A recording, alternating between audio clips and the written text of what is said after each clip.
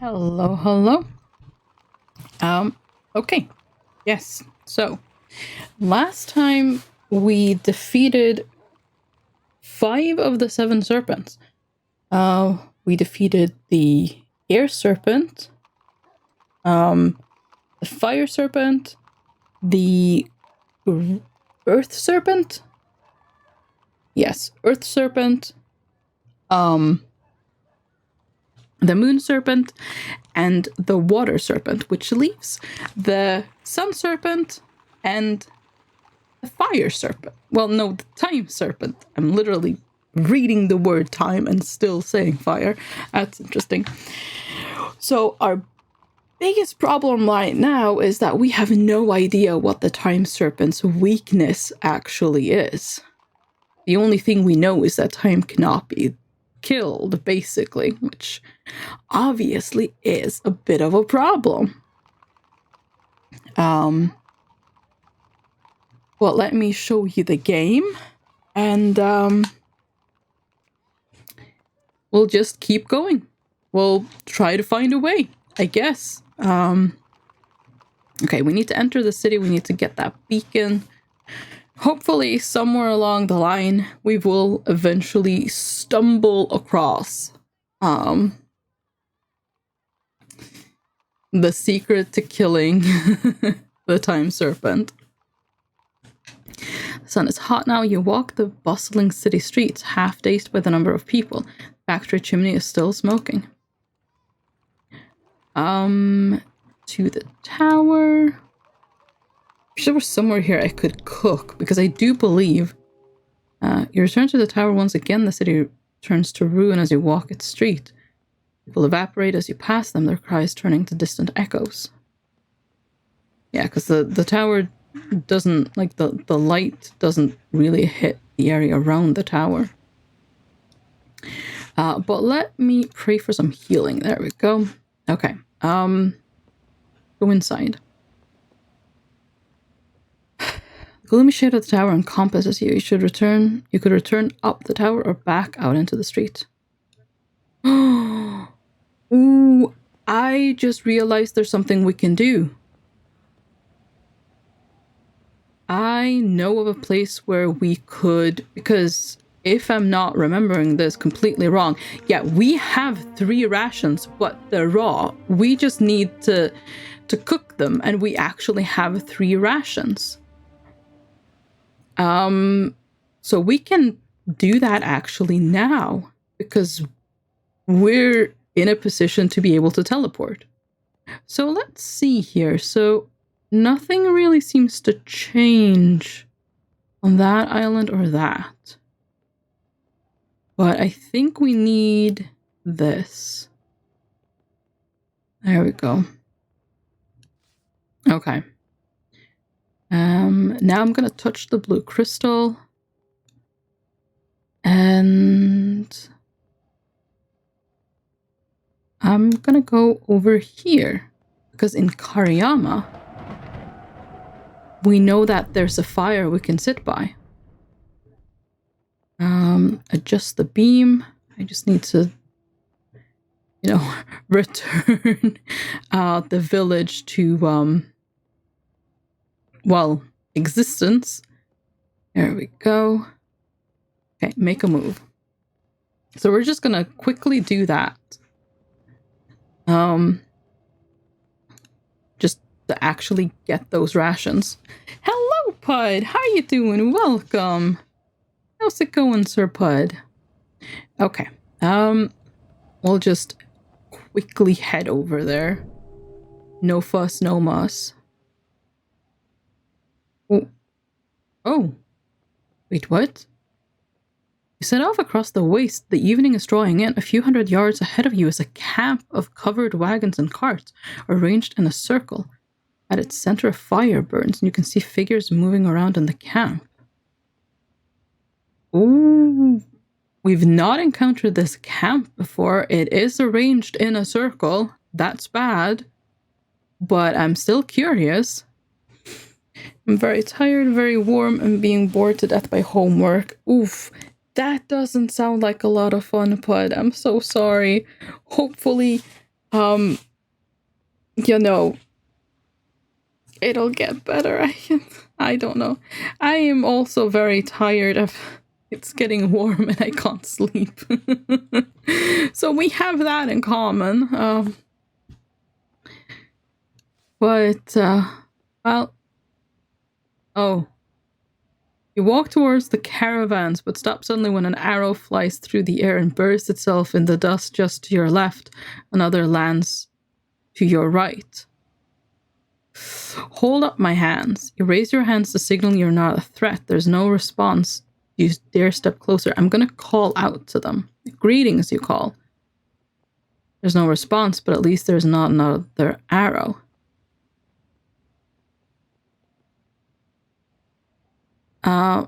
I need somewhere to rest. Still nothing. No, let's avoid the camp. We can go to the city. Village. We already know that that's fine. Huh. Oh wait, the camp is there in the present, not in the past, isn't it? Because that area is being shown on by 2 lights, so it's fluctuating. Ooh, that's interesting. Maybe I should have tried to approach them. Anyways, it is what it is. Yeah, the homework eventually, so seeing an end to that doesn't make it so bad, but the heat will only be getting worse. I'm in no way looking forward to the exhaustion it will bring. You know what? I'm right there with you. I am also not looking forward to that. But yeah, unfortunately, it will just keep getting warmer. Yep. Good evening, tiny whiny boy. Tiny magic girl, how are you? Ah, yes. Hello, Mundle. How are you doing? Welcome.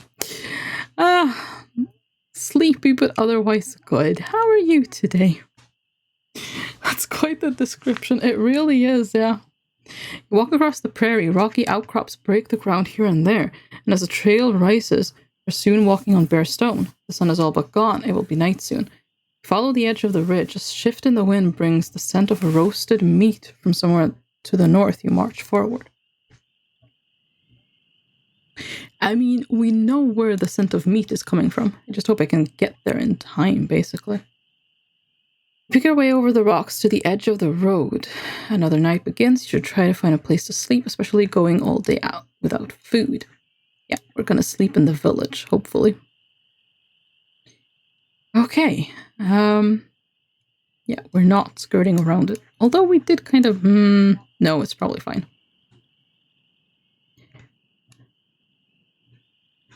Okay, the village.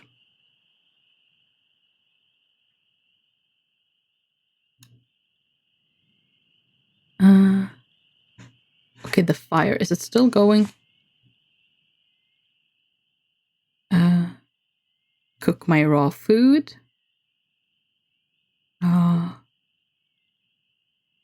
Save it. Talk to someone. This is a beautiful village. We begin. The woman smiles. Thank you, stranger. We all welcome you, she says. This village is Kariyama, the most beautiful village in Ishtara. What can you tell me of the Backlands? I remember they shared food with me here the last time we were here. Oh, God! So I was hoping to make that happen again. Hello, Peter. How are you doing? Welcome. Thank you for the bits. Hi. You know the slight stress from procrastinating when you really should be doing stuff? Yeah. Should I do it? Yes. Will I do it? Not yet, I won't. You know what? Yeah. I get that. Oh gosh, I just realized why this homework is as difficult as it is. I don't have the right notebook with me. I'll grab that and be back soon. Yeah, having the right notebook is probably gonna make it a lot easier. I would assume so. Take your time. Oh gosh. What can you tell me of the Backlands? She frowns. The Backlands? Seems the name is unfamiliar to her. You've not heard of them? She shakes her head. Are they beyond the Sanzunu Peaks? I know nothing of what lies there. That must be it. You answer. It seems wherever you are, this place is far removed from Kakabad, at least for these people. She kicks at the fire with one foot. You talk a lot, she observes. Is that normal where you come from? For some, she nods. You travel alone, she asks. I do, she nods. Well, you're amongst us. Should you wish to stay? She smiles. Ishtar is the center of the world, she replies without irony. We will survive forever. I hope so, you reply, thinking of the empty waste you have already seen.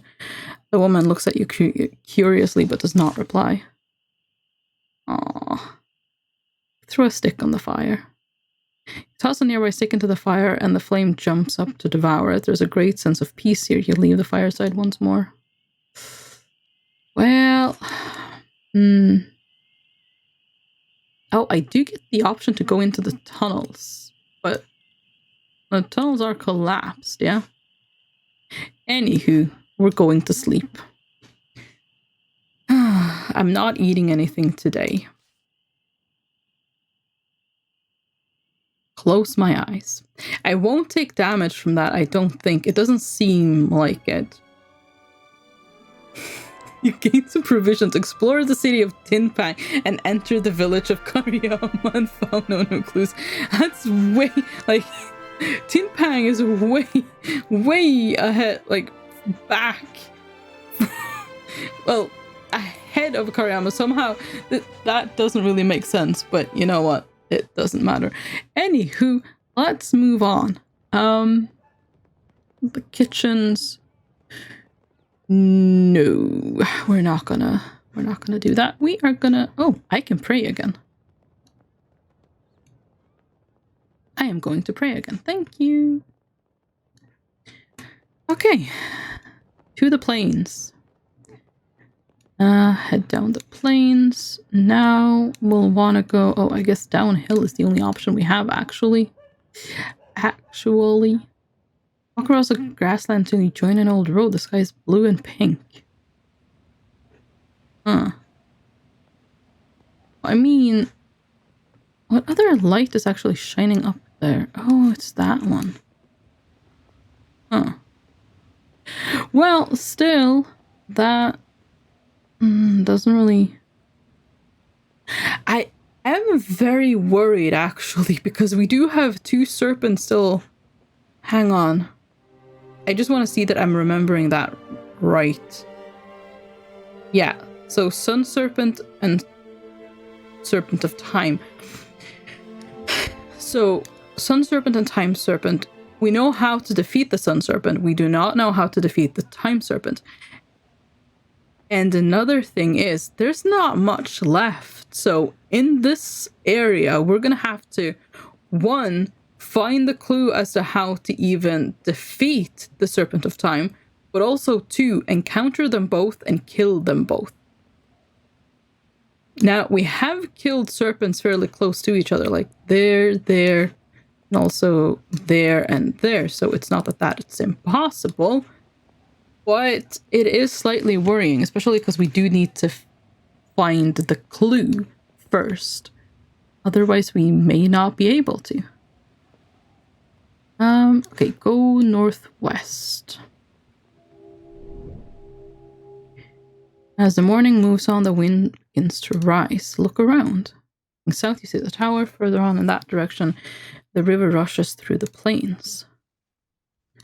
Okay, well, we move on through the field.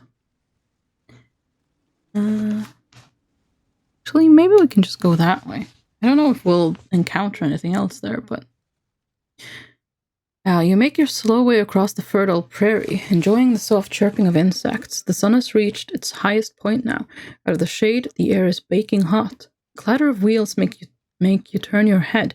A cart is approaching, driven by a broad figure in a long cloak.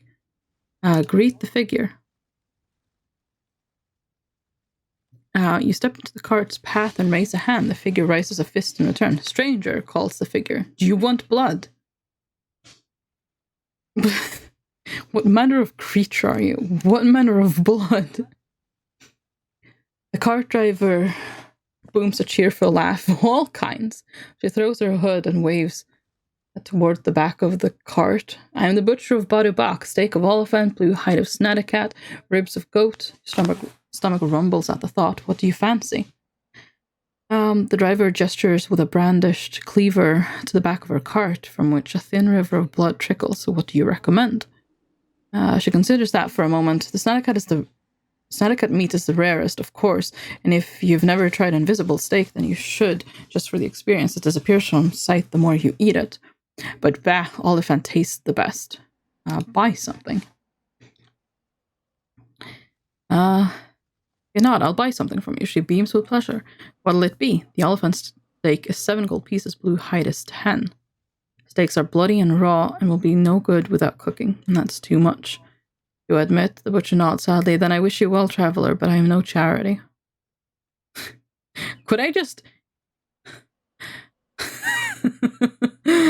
Could I fight her and just take all her meat? I kind of want to try it, but I also feel like that would be not good. A waiver on. I will not buy today, you declare, and wave the butcher on her way. She nods. Very well. Travel well, stranger. With that, the butcher whips up her oxen and rolls away across the plain. I mean, I didn't have the money, so I couldn't. I'd have to actually kill her and rob her. I feel like that's, not called for. Unnecessary. Okay. Let us teleport back. Touch the blue crystal. And then poof. Here we go. Okay, perfect. Oh, we now have rations. We still have 1 blimberry juice. And we have our stamina back. You know what? That's not too bad. Okay. Away from the tower. The wind picks up as the evening draws on. Soon it'll be dark. The silence of the city is a sudden shock once more. All the people you saw earlier have disappeared like sunlight behind a cloud. Turn to the road. Oh, return to the road. There we go. You walk on across the dusty plains until you meet the edge of an old road. Clouds begin to tumble across the dimming sky. This is not a place to linger. Turn south. Continue following the road. Begin to hear the distant sound of chatter and cartwheels on the stone. The sun is almost set and the sky has turned a deep purple. It'll be dark soon. The road begins to bustle with people who seem to emerge through the dust and mist and rumble past in their carts. Look at the people. Of all the strange things you've seen out here in the wastes, this is the strangest. These people come from nowhere and go nowhere, and the same travelers pass by again and again, waving the same greeting down to you.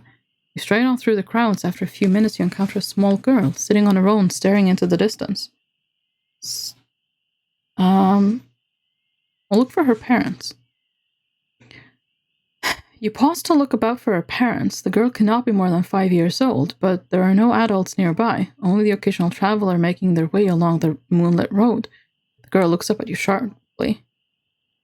You're in the wrong place, she says, aren't you? What do you mean? I can see it, she says. No one else seems to notice, but I can see it. What can you see? I think it might be a curse, she replies thoughtfully. Adults are so forgetful. They forget everything. Where are your parents? You ask gently. Have they forgotten you? They've been lost, the girl replies. I think they must have forgotten themselves. She points up the road towards the great stone arch at the entrance of the city. When did they rebuild that? She asks. I have seen that arch broken. You tell her. She nods. I knew it, didn't I say? You're in the wrong place. I could tell by the way you were looking at people. Are you the one that stole my parents? Well, no, I don't think so, at least. No, you tell her. She shakes her head, then stands abruptly, hitting you. I think you are. I can tell you are. No one else can see it, but you can. It was you, and I want them back. With that, she rushes away and is quickly lost in the strange mist. All is quiet once more. Oof. Maybe it is because, well, I'm moving the light? Well. Uh-oh. The road curves gently as you follow it. The road seems to break and shatter as you walk. Night falls. You need to rest, especially after so long walking with an empty belly. You continue to walk through the dark. Okay, the lake shore. There's people here now. You follow the road downhill to the lake shore. The bay is quiet, though judging by the scattered litter, it has been a busy day. Lines of boarded up huts follow the curve of the shore, and heaped here and there are piles of rotting fish parts left over from great feats of cooking. Look through the rubbish piles. Without any thought to the smell, you dig through one of the nearby piles of fish heads, scales, bones, and other body bits from the day's catches. At the bottom of the heap, you find a single gold piece, which hardly seems worth the smell and oil that now covers your fingers. I mean, it's a gold piece. We could have afforded that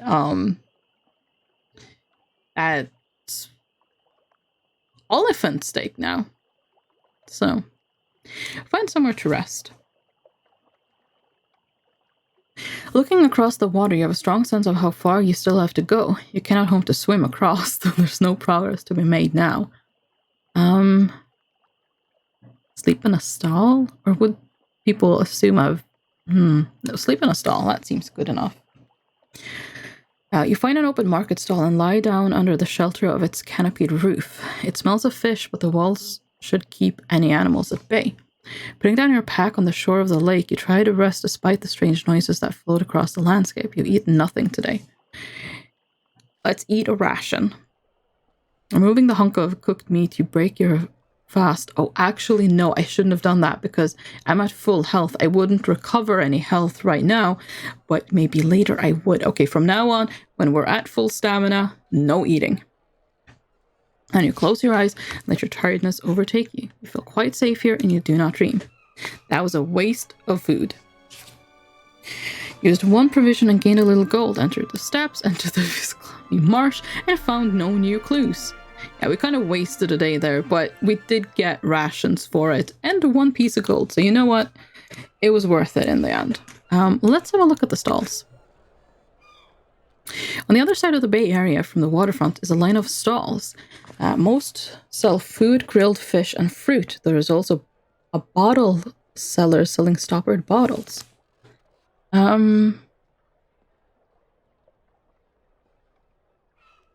Visit the fruit seller. You greet the fruit seller who waves his hand across the selection. 1 apple, 2 gold pieces, he declares. Finest Zanzunu apples. It seems kind of steep though, doesn't it? 1 apple, 2 gold pieces. This is the fishmonger. The fishmonger is a large woman who wields an enormous cleaver. I'll chop it and grill it for you, she announces. 4 gold pieces per head. Like,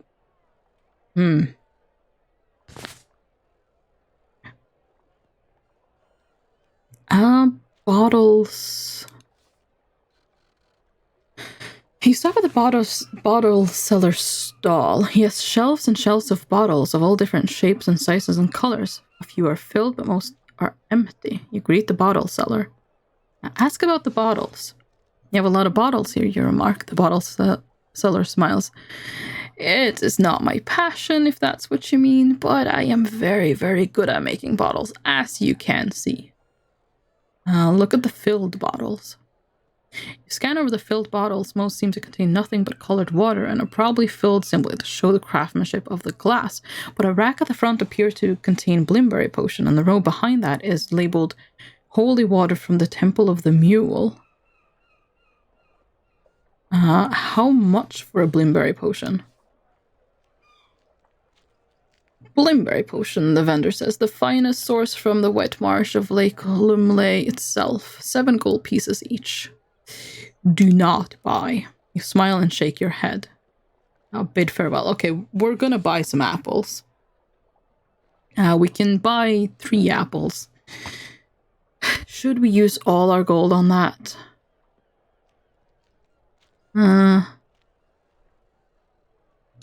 I'll buy 1 apple, maybe.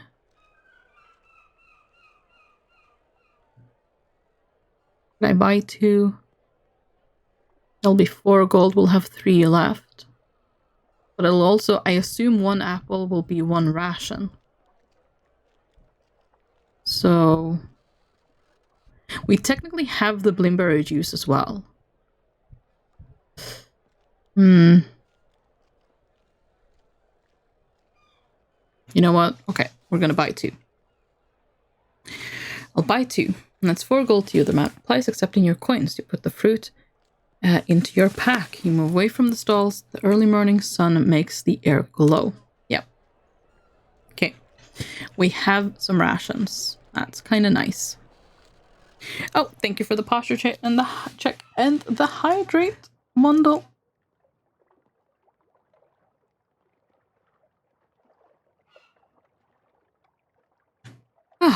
Okay. Call out for a boat. Call out for a boat, but they're well out of earshot. Few people look at you strangely. Blow the whistle. Take out the whistle and blow it, but nothing happens. Presumably there's no ferryman here at least not in this time. Step away from the water. Turn back to the waterline towards the bustling waterfront area. Your stirs a little, still cold. When can I come back? I mean, I can swim over there. We know I can. But I might lose a bit of health trying to do so. Oh, God! Oh, my God. Thank you again for the bits, Peter.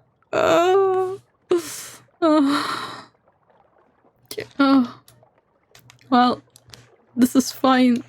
Everything is fine. What if I just leave and come back again?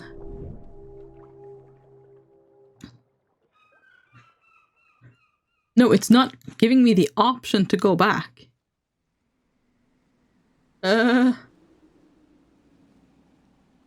Nath, I just found out that you should never go to Brazil. 2 words, flying spiders. Thank you for the tip. I will never go to Brazil.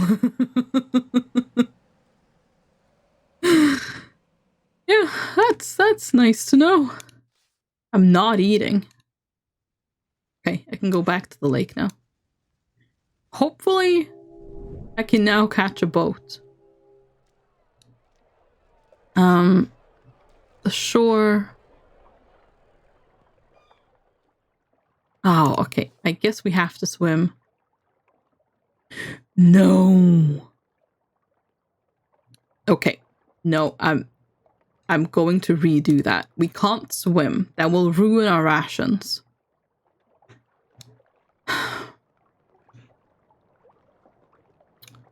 What do we do then? Step away from the water. Okay, the stalls. What do I do? Go elsewhere. Wait for nightfall? But can I catch a boat at nightfall? Spend the afternoon on the shore watching the sun go down across the mountains to the west. Then you gather your cloak as the cold night sets in. The stallholders and fishermen pack away, departing the shoreline in all directions, and disappearing from view as they leave the light from the distant beacon. Soon you're quite alone. Few things growl in the bushes near the shoreline. Well, we're not sleeping near the shoreline then. Find somewhere to rest. If I sleep in a boat, they will have to wake me up, or they will have to take me out one way or the other when they, you know, row their way out. So sleep in a boat. We are at full health, so And by sleeping, we won't lose any stamina, so we are not eating. Apparently there are natural migration events called spider rains, and yes, they look as terrifying as they sound. Oh my god, yeah, no, I'm not going to Brazil. At least I am going to be very aware of when spider rain time is, and I'm never going there at that time. Like, no. Oh, good lord. Hi, Kelly. Welcome. How are you doing? Okay. You lie back and try to forget your troubles. You're protected here, and your rest is unbroken by dreams. Okay, well, we wasted another day. You're awoken by a gentle rocking motion. You to find yourself not where you expected to be. Oh, so they just took us out to sea. Well, okay. That's fine. Be right back. Phone is screaming. Oh no. You sense other people moving about nearby. Listen. Now keep your eyes closed and listen. Around you is the gentle splash of a pool, the lapping of water against the hull of a boat. You're moving across the lake. Sit up. You sit up and a few gentle voices laugh. You're aboard a small fishing boat. One of the little fleet has set out from the shore of Lake Ilklala, but why did they not wake me up or something? I don't understand. Its gag fell off, thankfully no one heard. Oh, well, poor phone. Where are you going? You ask. They wave a vague hand to the middle of the water somewhere. We go wherever they bite, they reply, as long as they bite. And we have room to carry them. Look at the fishermen. The men are hardy enough and clearly work these boats for so long they are extensions of their bodies. Ropes run through their hands with easy grips, and one of them could probably tip you overboard with barely a twitch, like a wild horse tossing its rider. Sit back? You sit back to enjoy the trip. The fishermen laugh and try to make steady pace on their poles.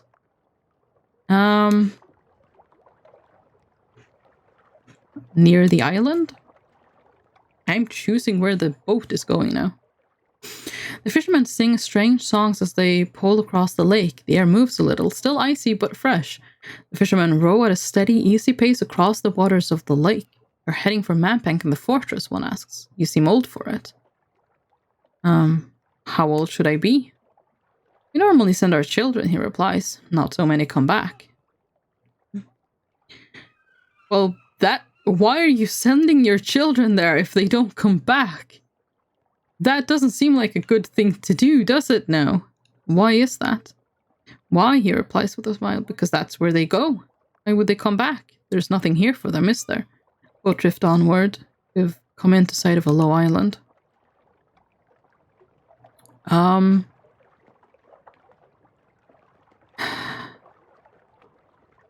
Well, I mean, I kind of want to see what's in the house there, but I know I can swim onto land there. Maybe the boat will take me closer to that island, because I'm also wanting to go there. That's fine, I'm sure. Probably, yeah. Of course. Seems fine and dandy. The low-hulled boat glides silently through the water. The day is likely to be clear and will be hot once more. The fishermen begin to sing a sad shanty about a tattooed man who loses an arm in a storm. Listen. The song continues. The arm, it seems, bore an image of his wife, who has now contracted a terrible wasting disease. The sailor is sad because he now has to look at his wife as she is, and not at the image on his arm. Keep listening. The song reaches its emotional climax. The sailor's arm washes up from the lake a month later, but the rod has disfigured the image. Now the tattooed woman looks worse than his wife after all. Sailor concludes that to love outer beauty is to open yourself to disappointment, and so abandons his wife and looks for a younger bride. He never finds one? Okay, I'll be honest, when the sailor concludes that to love outer beauty is to open yourself to disappointment, I saw that going a different way. Like he was just going to accept that his wife, you know, whatever. But no, he finds that, okay, if you love outer beauty, you're going to be disappointment. And then he also goes, yeah, I'm gonna find a younger bride. Sure. The song ends. The prow moves onwards through the waters of the lake.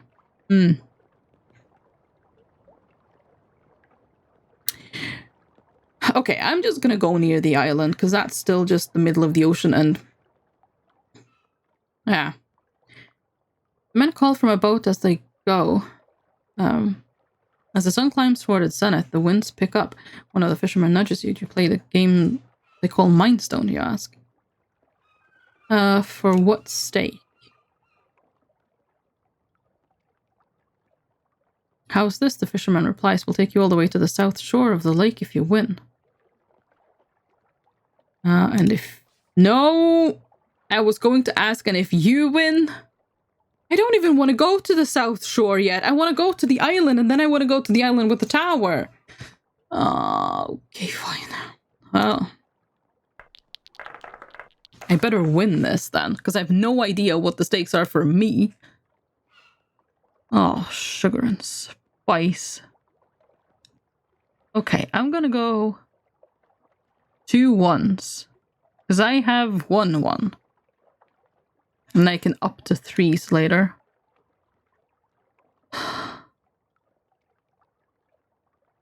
He says 2 4s. Well, I have no 4s. I'm gonna say 3 3s.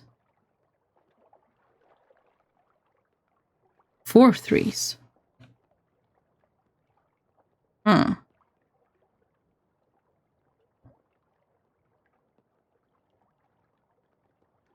I mean, the odds of him having 2 3s are as good as the odds of me having 2 3s, but I'm still gonna call them.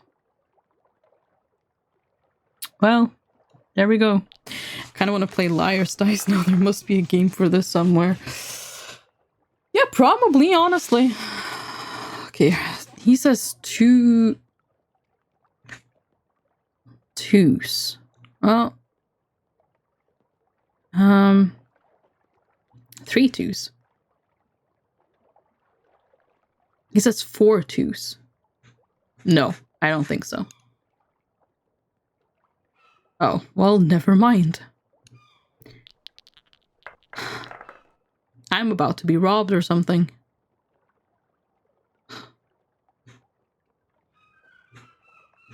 Two 4s.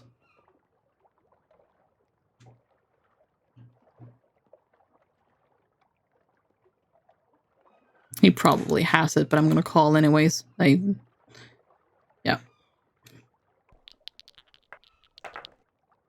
I'm not gonna win this one way or the other.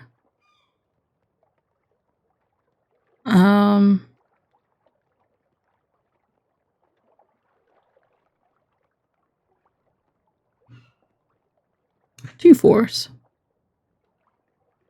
No, he doesn't have any 4s. Well, that's unfortunate.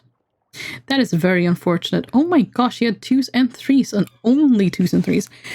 Ghost, thank you so much for the raid. Welcome, raiders. Hello, hello. How's it going? Welcome.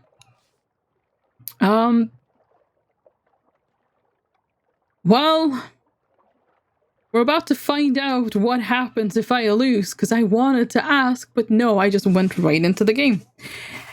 How was your stream? Thank you, Mundle, for shouting them out. How's it going, Ghost? Thank you so much. How are you doing? So good timing. Well, I'm not bad at all. I don't really know what's going on here, actually. Laugh. Oh. Okay. No. No. No. No. That can't happen. They cannot ruin my rations. No. Okay, for what stake? And this time. And if you win, we'll toss you overboard. How's that for a wager?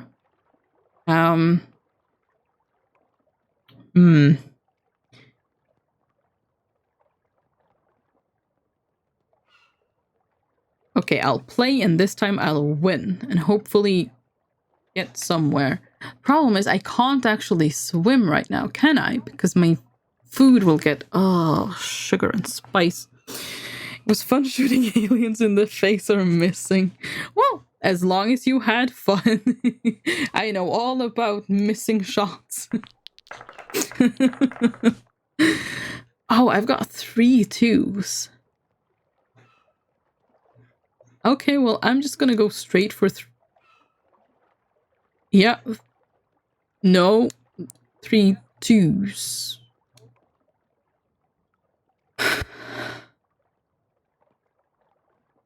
I was about to say,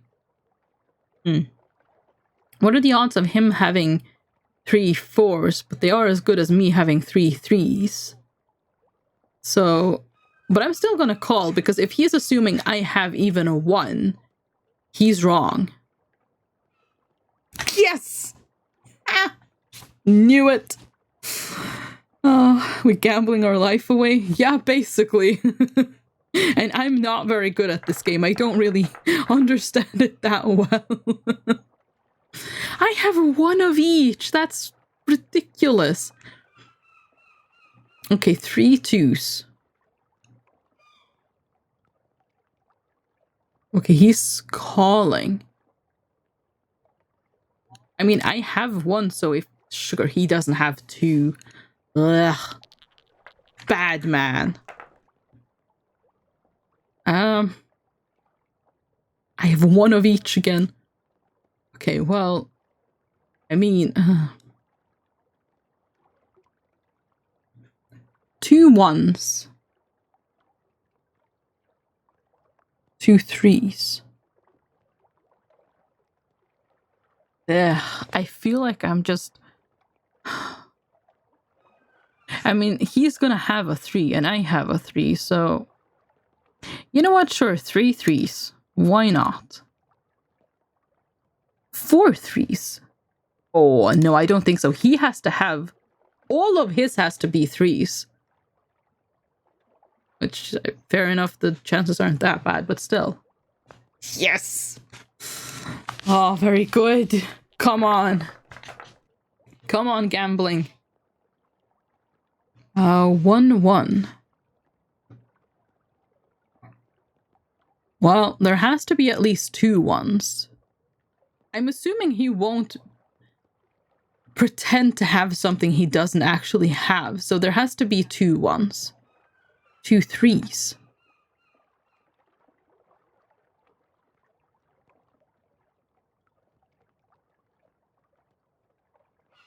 What do I do? Because, oh no.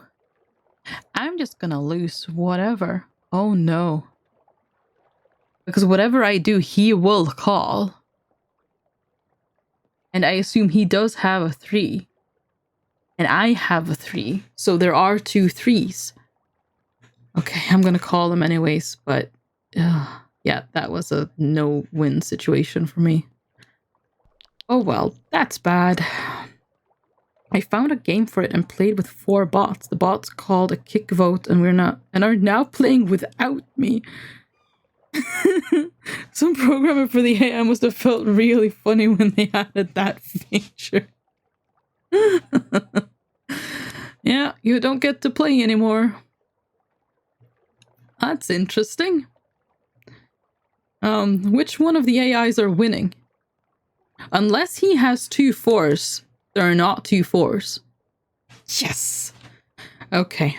Well, I just have to win 1 more to save my rations.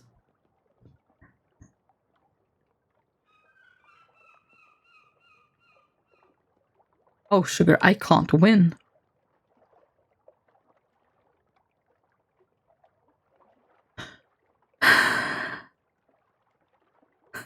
I can't win. Because he will have that. But if I go 2 2s, he'll know that that's not true. I could go 2 4s. He might think that I have a 4. No, he's gonna call me, but I'll try it anyways. It's the only chance I have. He went 3 4s. I know that can't be because I have none. Oh, he didn't call me. It didn't call me! Oh, yes! And you win, yes! I can't believe it! I thought I would... Oh my gosh, that's amazing. The fishermen shrug and sigh among themselves, but they do not renegade on their bet. All right, the little one says. We'll take you wherever you want to go. You've come within the reach of a small island. I'd like to go to that island if I could, though, but I guess... Oh, but my problem is, either way, I'm going to lose rations here. I hope... Well, it's the apples, I'm guessing, are the rations I have that are fine when coming into contact with water. Let's go to the island. You point at the passing shore. Drop me there, you ask. The fishermen seem willing to get rid of you and pull into land. You splash through the shallows and the fishermen row away. The sun continues to climb the steep sky. The island is thickly wooded, but all the trees have died, and the whole forest is grey and desolate. The pole with the bell seems to have vanished. In its place appeared a boat pulled up to... Oh, okay. Fantastic. I can probably take this boat. I'm gonna go grab food. Good luck. Oh, yes. Go get food. Enjoy your food. Food good. Thank you for the lurk. Throw something else at the... But there's no bell. Well, return inland anyways. We'll steal the boat later. You head away from the shoreline into the trees. You walk up the path from the shore to a small clearing in the dead forest. At the center is something that used to be a hut, but now is just 3 rickety walls and part of a roof. Look inside. Inside, an old woman is hunched over a table scattered with vials, broken jars, and plants you don't recognize. She's mixing some kind of bright green paste and is so absorbed in her work she doesn't notice you. Stay back and watch. The woman mutters to herself as she steadily grinds the mixture. Her white hair is in one wild clump that reaches her waist. She's wearing a filthy brown robe, which might actually be a sack. She looks up from her work to paw around the table, eventually grabbing some berries and tossing them in. Half of the ingredients in a rundown hut you cannot name, but she appears to know what she is doing. She must be a healer, or else a witch. One of the two. Well, greetings. Greetings, wise woman. My apologies for the intrusion. She squints at you, sucking on a few of her teeth with a wet pop. What? Who are you? Just a traveler, you reply. Well, why bother traveling out here? Not much to see, I should think, beside ingredients. Ingredients? You ask. For my potions, she says, waving over her shoulder at a shelf, groaning with concoctions and jars. These islands are brimming with herbs and dirt clumps I've never seen before. They probably all have 100 uses. After so long in this cruel wilds, this woman makes for unexpectedly pleasant company. What do your potions do? I can never be sure, she replies with a shrug. I experiment. I push the boundaries of the healing arts. I've created several new recipes that you won't find anywhere else. That sounds most interesting. Most indeed, she agrees fervently. See, I studied at the fortress, no less. They were so impressed with me, they suggested some independent studies, so that's what I've been doing. Alone for, 47 years? What is your name? She screws up her face. No, that's an excellent question, she cocks her head. But aren't you curious? Here, let me try something on you. A pick-me-up strong enough to get you through the lake, even up the mountains. What do you say? Look around her hut. You look around the hut with curiosity. There is no furniture beside the large work table, and a pile of rags she might use as a bed. Scraps of parchment and food litter the floor, along with plant stalks and bundles of herbs. With one wall gone, it's completely exposed to the elements, and a layer of mold covers everything. The only thing that seems looked after is her shelf stacked with jars and exotic plants. The woman sees your attention and attempts a smile. Your herbarium is impressive, you remark. Her eyes shine. And so it should be. What would I be without a full stock of ingredients? Here, let me show you something really interesting. She turns around and begins rummaging through the shelf, muttering again. Swipe something. No, look over the workspace. The table is full of odd plants, animal parts, and broken equipment. The bright green concoction she was working on sits in the center, surrounded by glass vials and crushed herbs. The healer turns back and spies her interest. I'm willing to experiment with anything. That's why my recipes are so unique. What else do you use in your potions? Oh yes, she says. Anything I can get my hands on. You never know what effects they might have. Others might be content with knowing what a potion will do in advance, but how are we supposed to advance like that?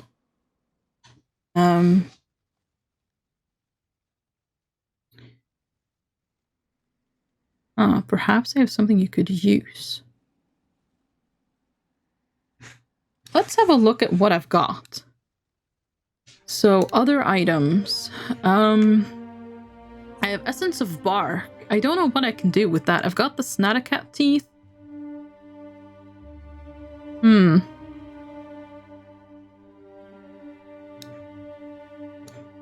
Magical items. I do have beeswax. I can't get rid of the water. I need that. I do have stone dust as well. Oh, 2 jewels of gold. I thought I only had 1. Well, I won the next round and did not get kicked. I mean, that's good to hear, yeah. Are those purple leaves important? She smacks her forehead. You know, I completely forgot to add those. Or did I forget to not add them? I distinctly recall one of those 2 being important. Before you have a chance to say anything, she tosses a few into the mixture. Better safe than sorry. That's the herbalist's creed. I'm not sure if I said creed or greed there, but I meant to say creed, whatever I did actually say. She wipes her hand on the already filthy sack she's wearing. Now that we've got that sorted, how about a taste? She holds out the concoction inches away from your face. It smells vile. I'll drink it. Oh. Nope. That wasn't a good thing. The potion slinks down your throat and you immediately fall unconscious and begin to dream. The world seemed to disappear, replaced by a vision. A ring of tall, shadowy stones in a desolate waste. You stand at their center, holding above your head a long yellow feather, taken from some colossal bird. Casting a spell of curious feather. No, of curious power. I read drop the feather as, which is why. See what happens. The spell begins to take hold and the feather erupts into flame, as though you held a fiery sword. Fire reaches down your arm into your bones and you feel yourself swelling with great strength. The vision fades, sun is beginning to lower and the air begins to cool. Wake up. And you open your eyes to see the healer standing over you. She admits that adding the purple leaves wasn't a good idea. She assures you that you're not dead, just nearly. But look on the bright side, she says as you sit up. I've discovered a very powerful new poison. I need to find more of those leaves. Don't touch anything while I'm gone. Off a random potion, steal something. Just return to the shore.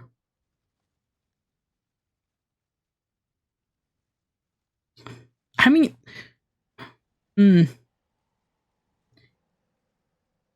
It did say don't touch anything. But also she poisoned me. Not intentionally, but she did. But I won't know what the potion does. Sure. Oh no, I'm just drinking it. You grab a potion off the shelf, this time a thin pink one. You weigh the options carefully and decide to risk a drink. What's my fate? Your legs begin twitching and wobbling violently. Every step is in a frenzy of bending knees and feet moving in random directions. You spend a few minutes in a nearby forest bashing into trees and kicking underbrush before you get control of your legs again. I should have just gone to the shore. That wasn't worth it. Why am I like this? It still says throw something else at the bell, but the bell wasn't there anymore. You return to the shore of the lake. The little boat is still there. In the distant water, you see a fleet of fishermen row past and catch a moment of their singing. Push the boat out. Push the boat out into the water of the lake and hop aboard. The craft looks well built and freshly oiled. You should make excellent time.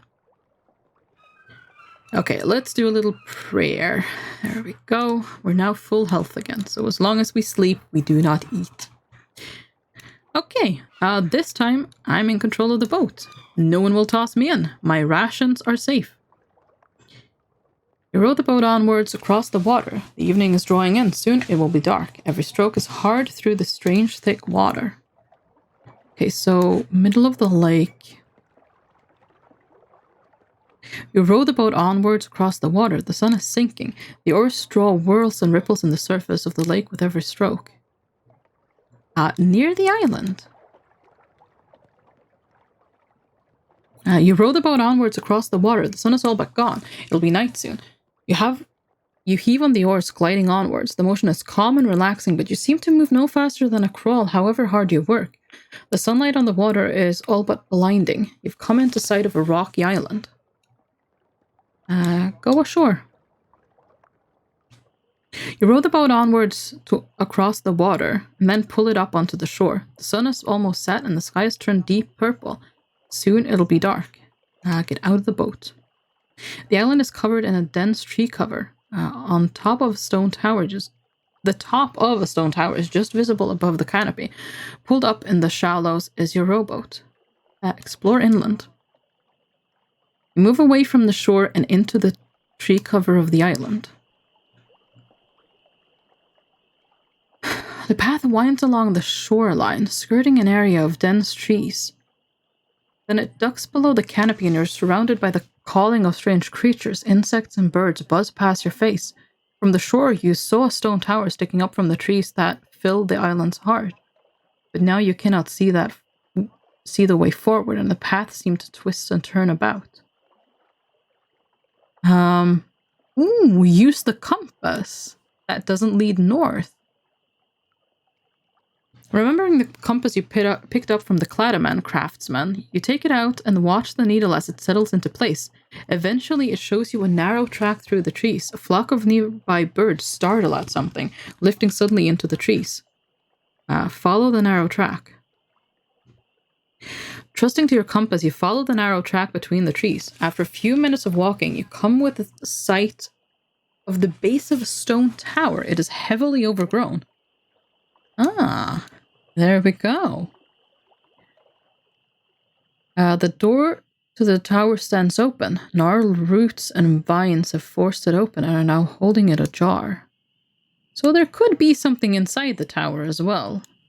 And we did fight the moon serpent in a tower. Okay, the inside of the tower is dank and filled with mud, as though it has been flooded and emptied several times. Stone stairs curve up to a hatch in the roof. You gasp as you notice the walls, which are covered floor to ceiling with intricate carvings. Suddenly something lights up in one dark corner, a flame. So, who wants to bet that the flame is actually the sun serpent? Look at the flame. The flame seems to hover a short way off the ground. As you watch, it swells in size from a single thumb to a fireball size of a small dish. Call out. Who's there? Demand. Into the pool darkness behind the flame. Fire has grown out to a full fireball of clearly magical nature. In its light, you can see what is holding it. It is a rough wooden frame of sticks shaped to the form of a woman with arms spread wide. It's a grimalkin? Oh, never mind then. Like those you saw as an apprentice. Magical construction which gather magic the way a funnel gathers rainwater.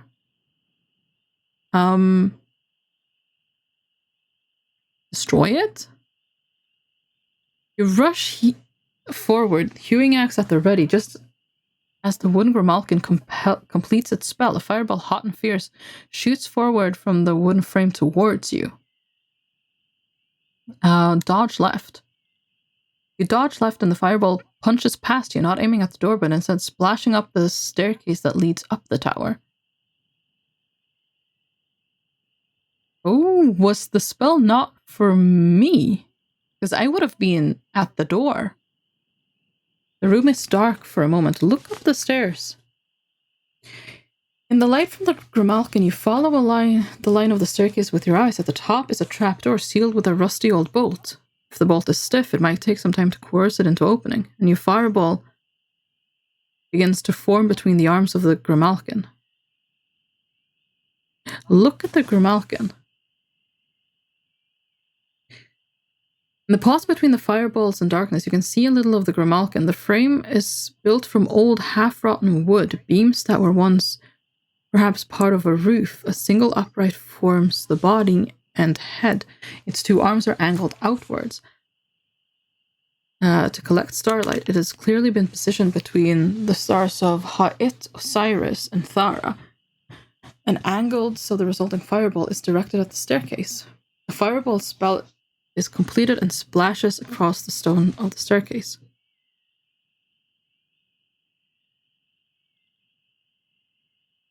Wait a moment. For a moment, the tower is dark. Okay, well, make a move. Every fireball that strikes the air staircase bounces and boils up the whole length. If it is possible to reach the top unscathed, you will have to be fast. Okay, well, run for the stairs. You watch the Grimalkin carefully, getting ready to time your run up the staircase. Another fireball is released and explodes up the staircase. You move quickly to the base of the staircase, ready to climb. Move. We do not want to wait here. It is time to run. You rush headlong into the dispersing fire of the previous fireball. The heat is so intense that it knocks you back. Oh, sugar. Flames of the last fireball boil upwards. Okay, now we move. I should have waited. Okay, that's fine. There's no shelter on the staircase. You climb the spiraling stairs as quickly as you can. The Grimalkin guns. I don't understand why we couldn't just keep, destroying it. But anyways, move. There is no pausing. Nope. You reach the top of the staircase. There's a closed hatch above you with a sealed bolt. Fireball in the Grimalkin's arms is almost complete. Open the bolt. Your fingers go for the bolt at the top of the hatch. It creaks with age and rust. You tug and pull on it. It sticks and then finally opens. The fireball whips across the floor of the tower and begins to boil up the stairs. Climb up. You go to pull yourself up out of the tower, but the fireball is right behind you, drawn upwards by the draft.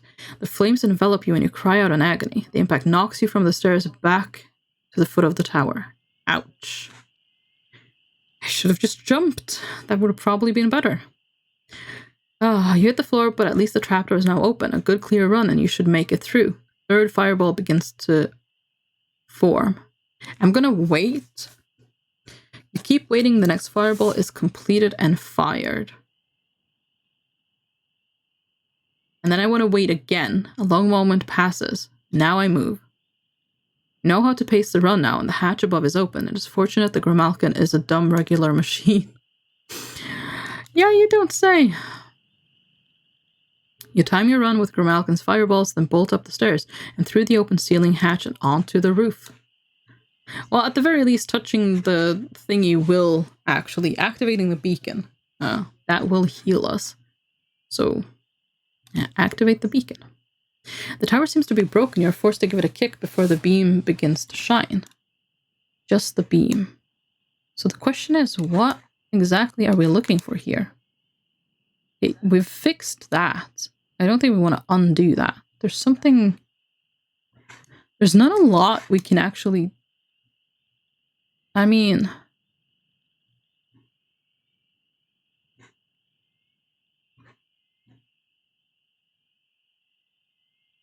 What exactly... Does the pattern change? Oh, it does a little bit, yeah. Huh. Where exactly do we need this? Because we're going... We're going this way, but I've got that covered. at the moment. So right now, I don't really know where we want to take this one. I don't see anything changing on that island.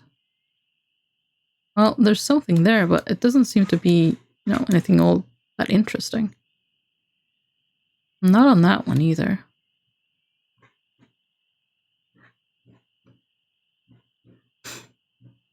I guess maybe this is for that.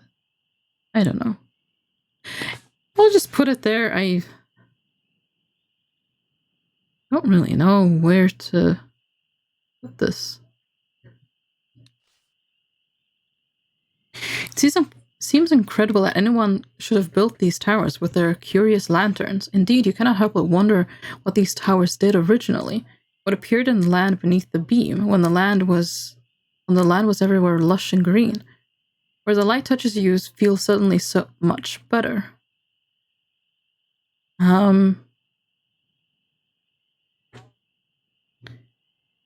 Okay, a look at the view. From here you can see across the island to the water that surrounds it. More interesting is the shoreline further south, where two towering statues lift hands into the air, sorcerers lining the start of the road to High Zaman. It worries me to go there because we still haven't...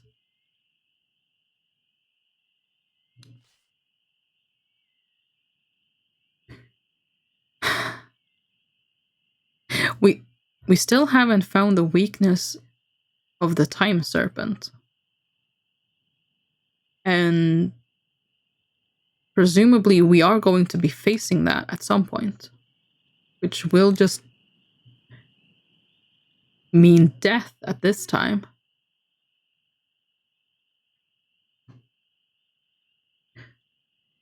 You return to the floor of the tower and pause at a safe distance from the stairs. A spark in the gloomy interior indicates that the Grimalkin is still active. Another fireball begins to form. What can I cast in here? Oh, IRL word ban. Okay, it is 1851. Gotcha. Will not say that word. So, that's not it. Nip, what does that do? I don't have yellow powder, but I don't think speed's gonna help me here either. No, not the N. I want the D. Okay, open locked doors, create slowness? Yeah, so we don't need that.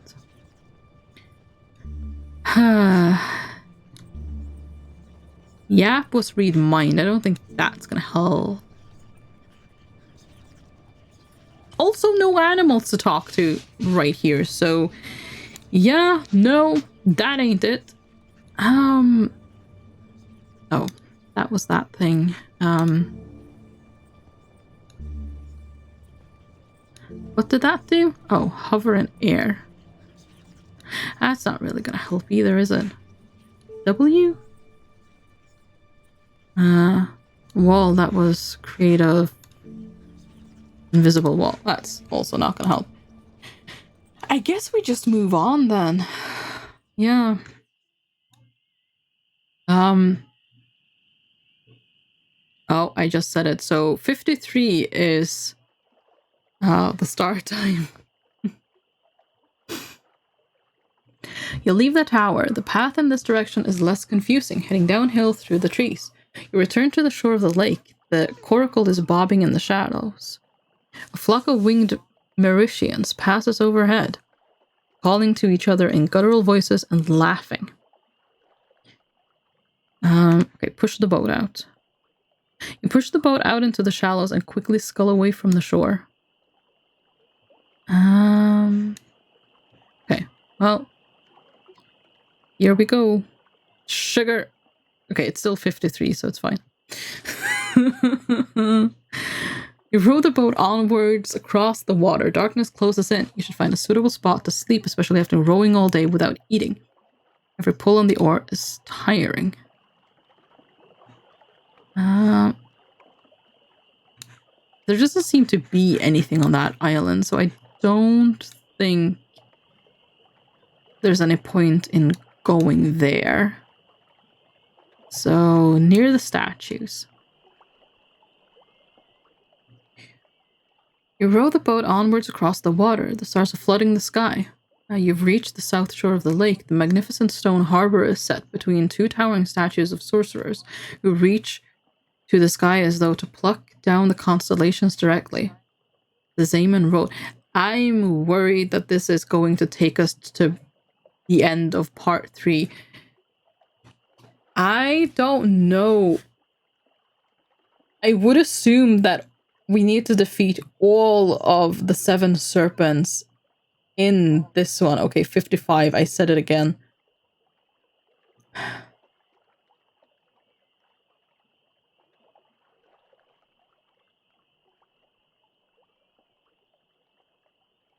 Well,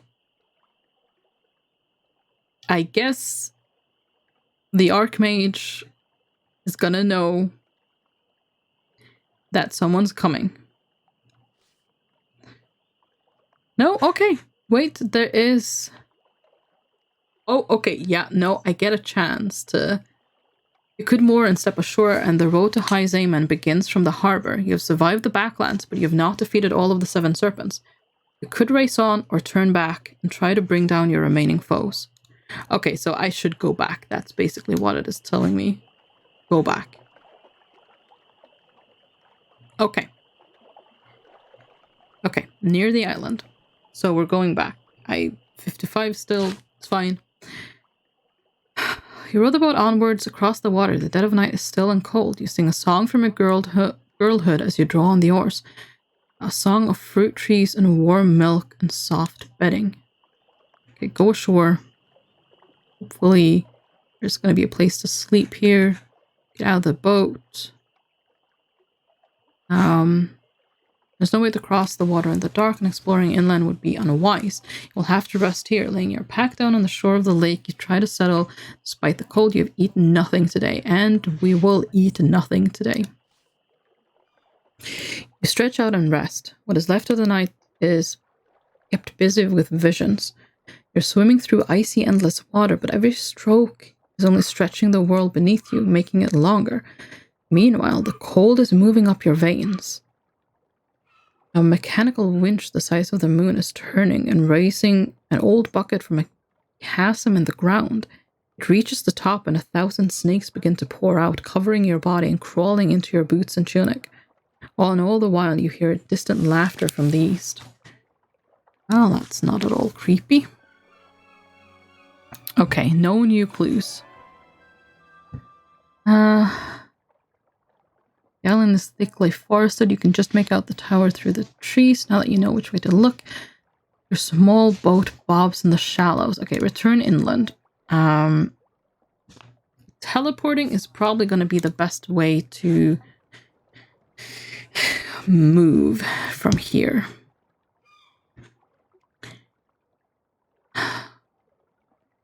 Now that you know the path, you waste little time in finding your way back to the base of the tower. So... Okay. The clues that are left. The sorcerer Bria. Sorcerer Bria lives in the old volcano. It said she has a way to travel east.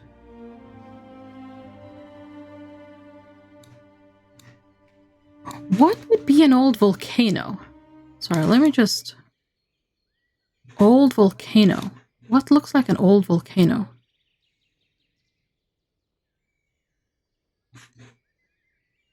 Old volcano. There is also some kind of a statue there. Possibly that's somewhere to go. And there is a hut over there as well.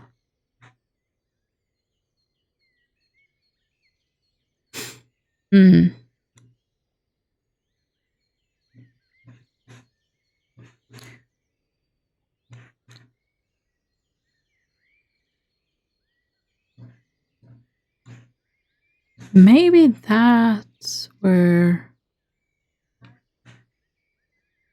I mean, that hut and this place... Is there a way of reaching that? Oh, I think we... 8:59, I said it again. Okay. I have a vague-ish plan, I guess. I mean... Step back inside the dank, smelly towers. Downstairs curve up to the hatch in the roof. The walls are covered with intricate carvings. Actually, why?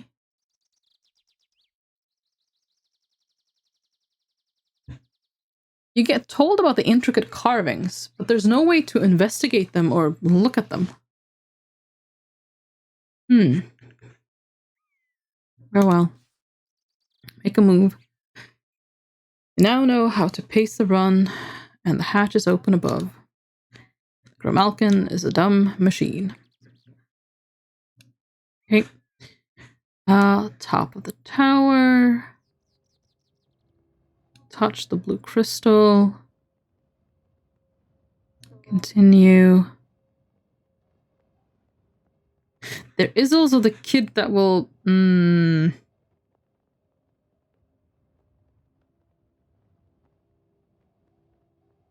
rob us. Every chance he gets. Something we want to avoid. And I said it again, it's 1901. Okay. 1 minute past 7. Let's have a look at the statue here. Let's see what that does. Okay. Make a move.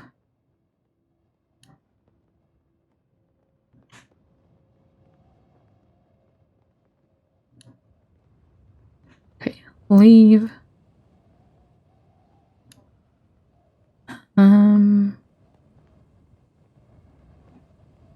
Northwest.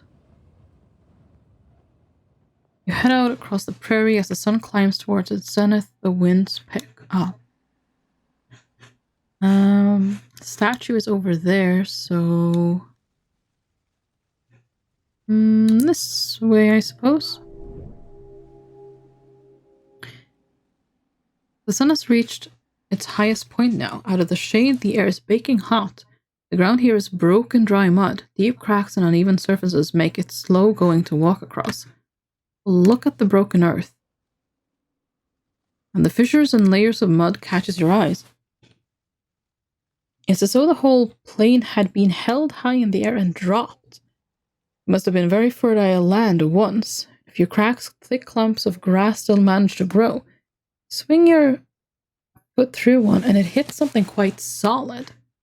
Look closer.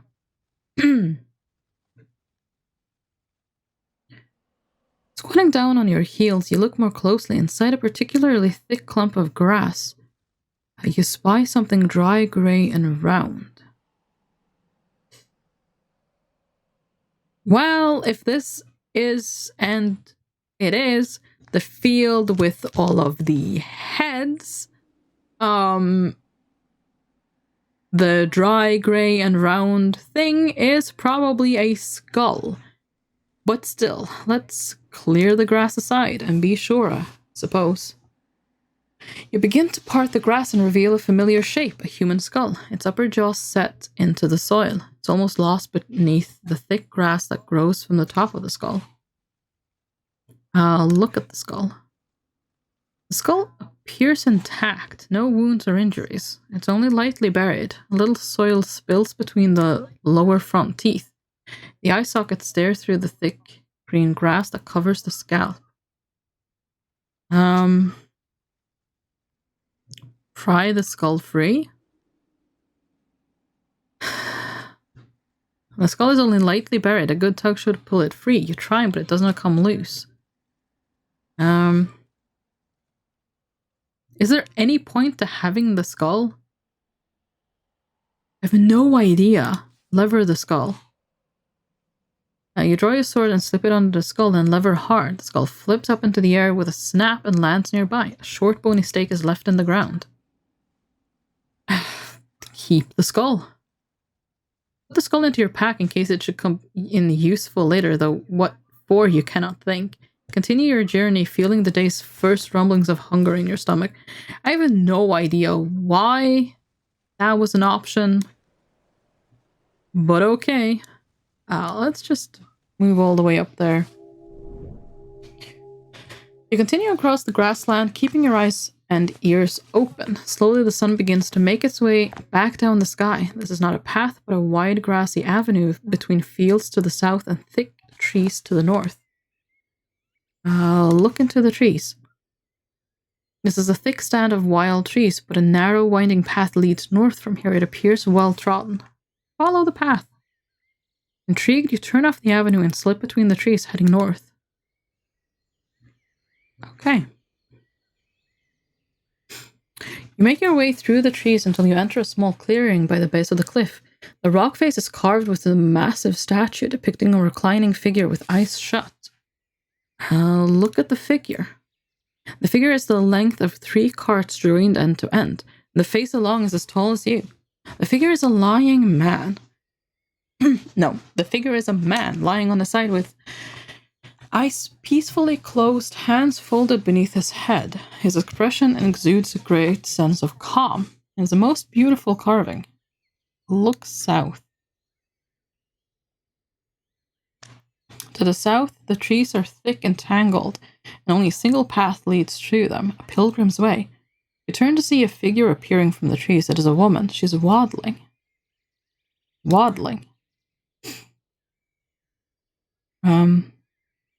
Looking more closely, you realize her gait is strange because of her enormous large belly. She's large enough around the middle for 2, though her legs and upper torso are slender enough. Greet her. You raise your hand. Greetings, good lady. The woman looks at you in surprise and flushes a smile. One hand goes to cover her belly, and you realize, of course, that she is pregnant. Yeah, that didn't take much to realize, did it? Once we had the former description. She stops and reaches out one hand to the statue's head to support herself. Are you well? You ask. Do you require assistance? Assistance? She laughs. I'm not having it right now. Or not right now. Just need to get my breath back. Do you know of the 7 serpents? That's a bit of an odd question to ask, isn't it? Ask her about the reclining statue. Who is this god? You ask, indicating the statue. You're not from around here, then, I suppose. Help me down. Offer your arm, and she lowers herself to a sitting position. That's Kaot, god of peace. I'm not a follower, but I've been finding his company soothing. Last few words are somewhat pointed. Join her and pray. May I join you ask, sitting down beside her. She shrugs, if you like. And she closes her eyes and begins to sing. A great stillness enters your body, and... oh no! After a moment you find you cannot seem to move. Uh-oh. Pray?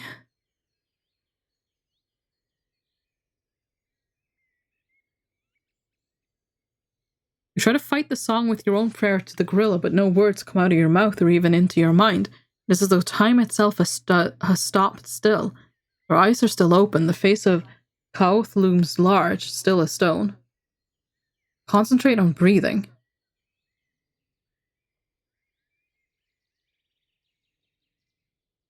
You lower your focus onto your breathing. Yes, your chest still rises and falls, though only just. Kaoth's eyes bore into yours, daring you to blink just for a moment. Keep breathing. You keep breathing as best you can. You begin to feel very dizzy, and then the lips of the great reclining god crack open. This is not your place to die, it intones. Your death is planned elsewhere. Where? You demand. You are Analander, Koth replies. And you are to die on the island of the Serpent of Time, surrounded by cold water and colder stone. I will destroy the serpent. Time cannot be defeated, Koth replies. And I see you seek the Archmage. He is your goal. Intend to recover the crown no more. You will only take it from his lifeless brow, Koth assures you. Then know this. Not all pasts are the same, and pasts may change. You sit now beside a woman who carries a child, and that child will become the Archmage you seek. Kill her now, and your mission ends. His voice is as cold as stone, and seems to echo around the plain, but the woman does not react.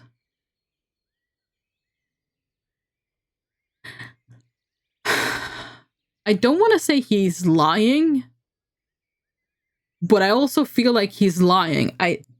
No, I cannot do it. I'm just going to go for that. I cannot do it, you reply, because she is innocent. How many innocents will her child take? Is it actually, though?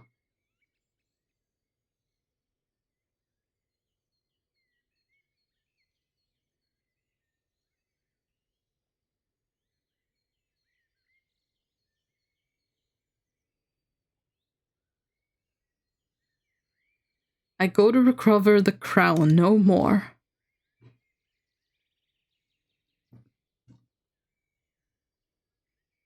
You reply, I will kill only when I must, and you choose the path of willful ignorance. Very well.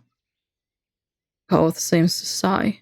Only the idiot never worries about his own idiocy. Continue your quest. You will always wonder what might have been. Abruptly, the woman's song stops. The statue is still once more, and you open your eyes. You fell asleep, she remarks, using your shoulder to stand. But I'll wager you feel better for it. Less than you might think, you answer darkly. The woman shrugs. And that's Koth. Farewell, stranger. With that, she puffs and huffs away down the path at an impressive speed, and is lost into the mists. Look at the carved god. You sneak a glance at the god. He has not moved since you first saw him. His lips are still just slightly pursed, as though snoring. I doubt his words to you were merely a dream. His land seems so fresh and so alive, it is hard to believe that desolate plain will come. Harder still to know that there is nothing that can be done to prevent it. So, yeah, we know where the time serpent is now, but we still don't know how to take care of it. It is a different problem. There's no way that woman was actually the Archmage's. Is there? I gotta say, I'm kind of curious to see what would have happened if I actually did that. We got a clue.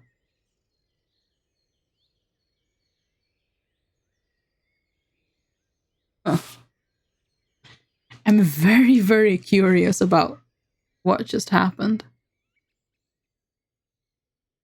Make our way back through the winding trees. A few goats roam through the fields to the south.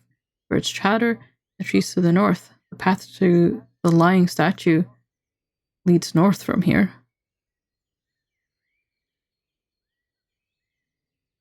Oh, lying statue, probably not lying, as in, the statue lied.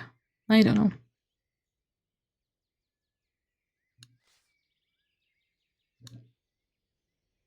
Oh, I don't know why I did that. I didn't really mean to do that, but okay. We'll go back to the statue, I guess. We're just getting some, a little bit of a workout in, it's,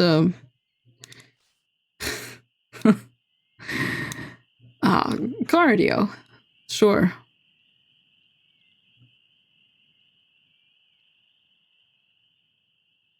You walk for half an hour across the verdant prairie. Birds wheel overhead, another night begins. You need to rest, especially after so much walking on an empty stomach.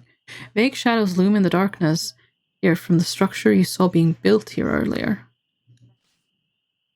You move on, leaving the workers to their task. Wasn't really anything else to do there.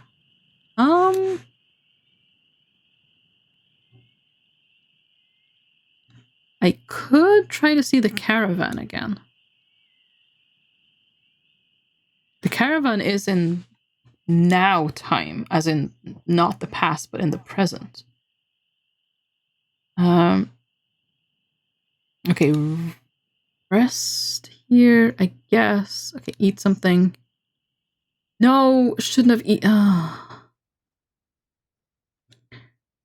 Stamina was full. No, that's not true. We did find a clue. We did find a clue. It lighted.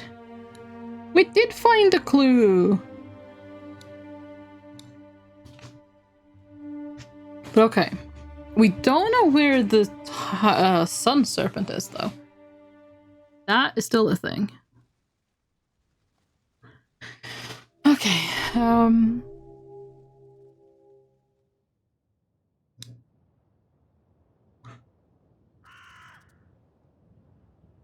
Back to the tower.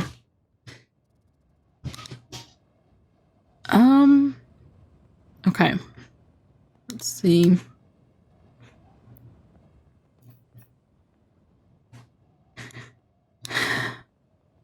I don't think there's any point in trying to go back to Althea or what her name is. That just never really did anything, did it? So no point there.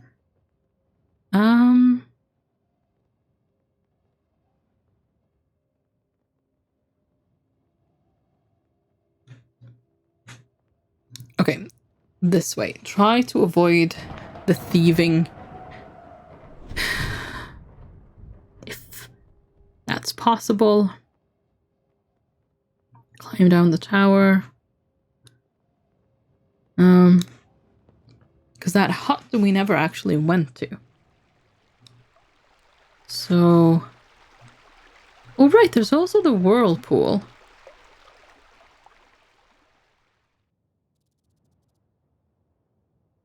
As you consider the whirlpool, a creature in an all-covering hood lopes into view. It is carrying something tightly in one hand, though you cannot make out what.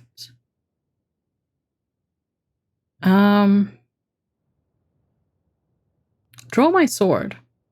Quickly you draw your sword. The creature leaps in alarm, arms going wide, and drops whatever it's holding. A moment later, the whirlpool has sucked it away. The creature looks about in confusion. Point out the whirlpool. Oh, right. Yeah, here we go. Follow the creature. Well,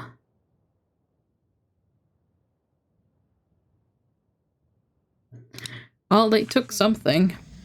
I don't know what they took, but they took something.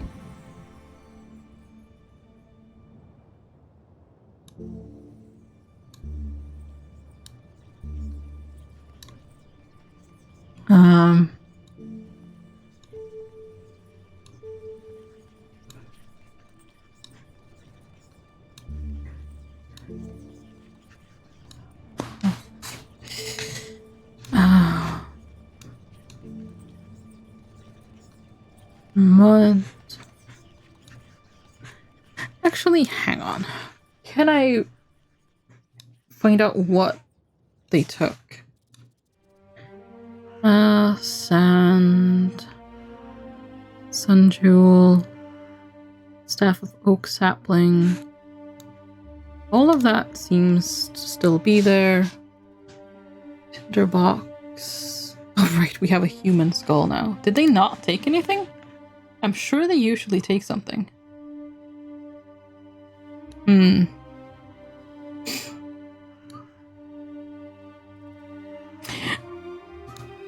Well, I don't know what they took. I'm pretty sure that creature usually takes something. But we're gonna move on anyways. Okay, Fishtail Rock.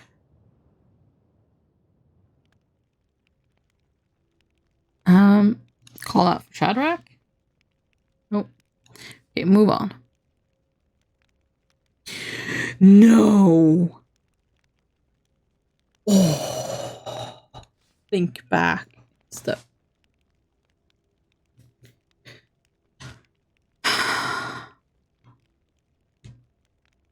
I can look into the future with that thing.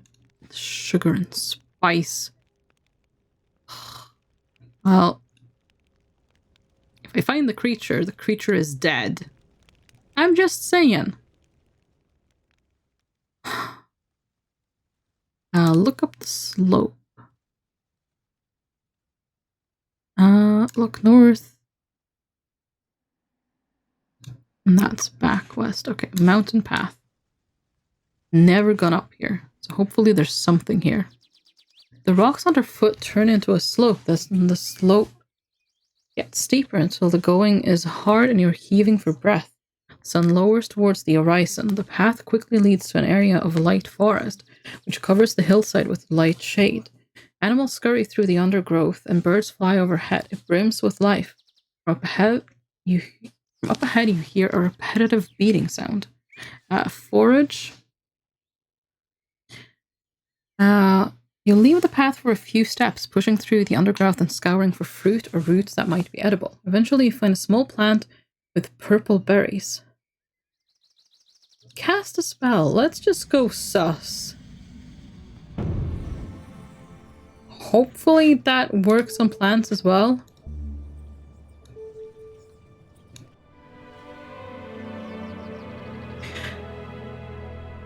You cast the enchantment and a calm voice begins to speak to you. The voice suggests this place is quite safe. Okay, so, well, taste a berry. You pick a single berry and place it in your mouth. It tastes bitter and sour. I mean, lots of things taste... Oh, okay, spit it out. You spit the berry out, leaving a blue mark where it hits a tree root. I don't know if they're poisonous or not. I'm gonna leave them. I don't know. You leave the berries. You cannot afford to risk your health on such things. You return to the main path. The beating sound pauses for a moment, but then starts up once more. The noise is loud and regular, and accompanied by the occasional cry. It seems to be coming from somewhere close, a little up to the north. You push on through the trees, using the beating noise to cover the sound of your steps. Clever. Okay, let's see. The trees thin out, leaving only bare rock. The sun is now lowest quarter of the sky. It will be dark soon. Well, there's a circular hut here. The summit. This once was perhaps the cone of a volcano. Oh, this is the old volcano. Okay, we've found Bria. Now it is a wide, dusty stone bowl, but it's not empty. In the center stands a circular dwelling with a steeply pitched canvas roof. Look around. And glance around the white pit of the old volcano. There's little to be seen. No doubt the ash mixed in the dust is what makes the forest you saw on the slope so lush and verdant. At least it seems fairly unlikely that the volcano will erupt again. Cold winds claw at your skin. The wind whistles across the top of the mountain. Okay, let's go to the hut. You approach the hut. Its walls are made of painted wood planks, well set into the rock below. This is no temporary shack or traveler's tent. A little thin smoke is rising from the shack. Look around the hut. You walk a circle around the hut. To the side of it, you find a smooth chimney of rock carved into the mountainside, leading as straight as an arrow to the valley floor far below. Few loose stones tumble over the sheer drop to the east and disappear. Knock on the hut door. You approach the door and knock. From inside, a wizened voice calls. You're late. Stop wasting my time. Enter the hut. Intrigued by the voice's words, you open the door and step inside the low hut.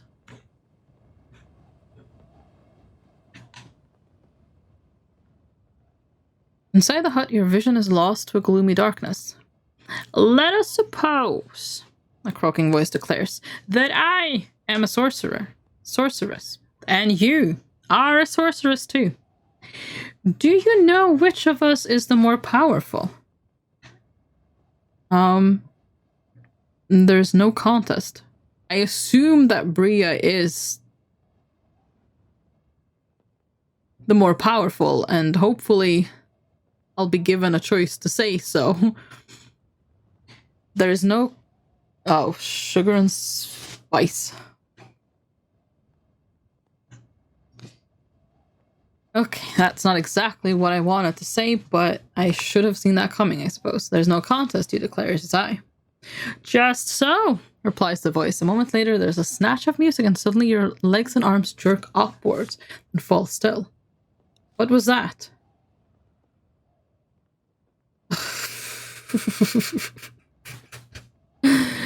There's another burst of music, and your legs begin to kick and pirouette you around. You're dancing.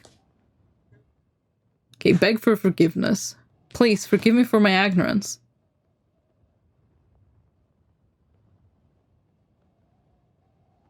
You attempt to cry, but you're dancing so hard you're quite breathless, and only the sounds you utter are the occasional ha in time with the music.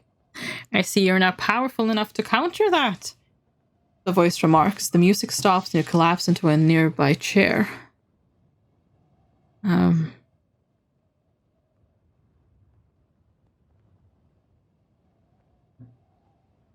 I do not know that counter, which is just true. We don't.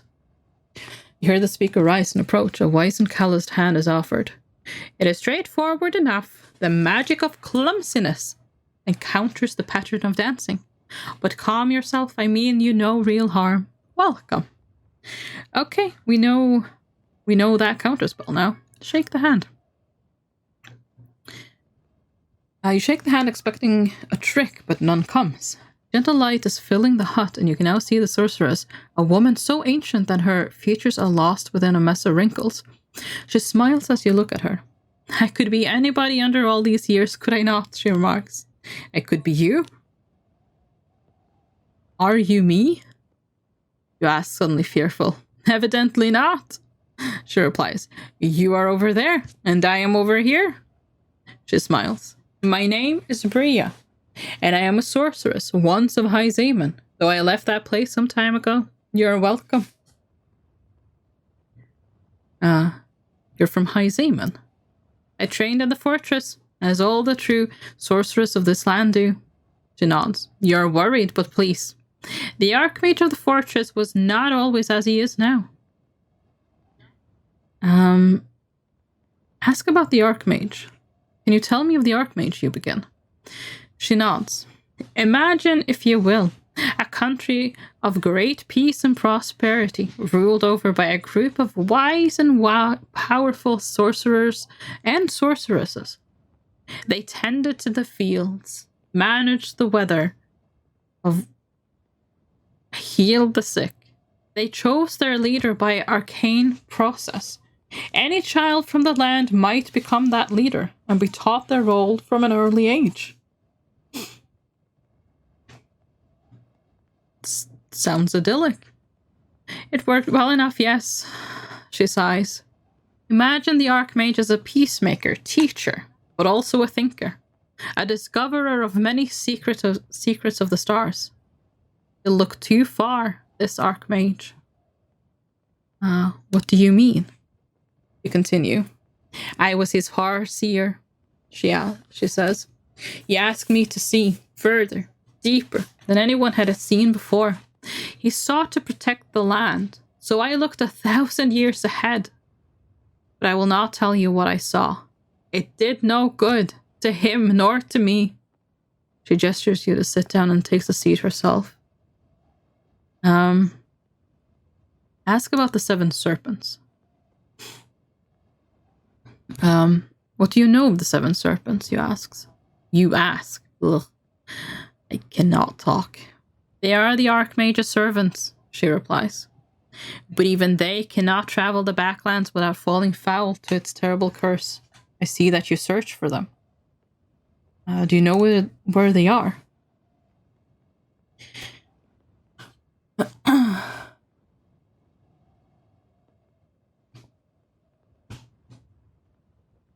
You know where they are, you ask.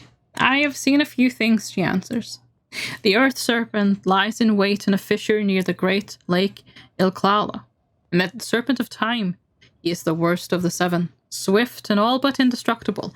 All but that means all but indestructible does not mean indestructible. Does he have a weakness? You ask.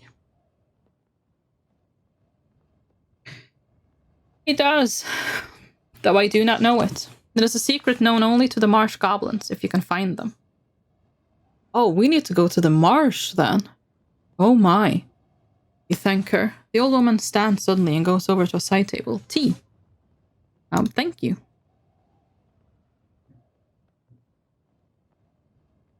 She nods, boils a pan of water by holding it between her palms for a moment. She drops a pat of goat butter in and stirs it around, then pours out 2 ceramic cups.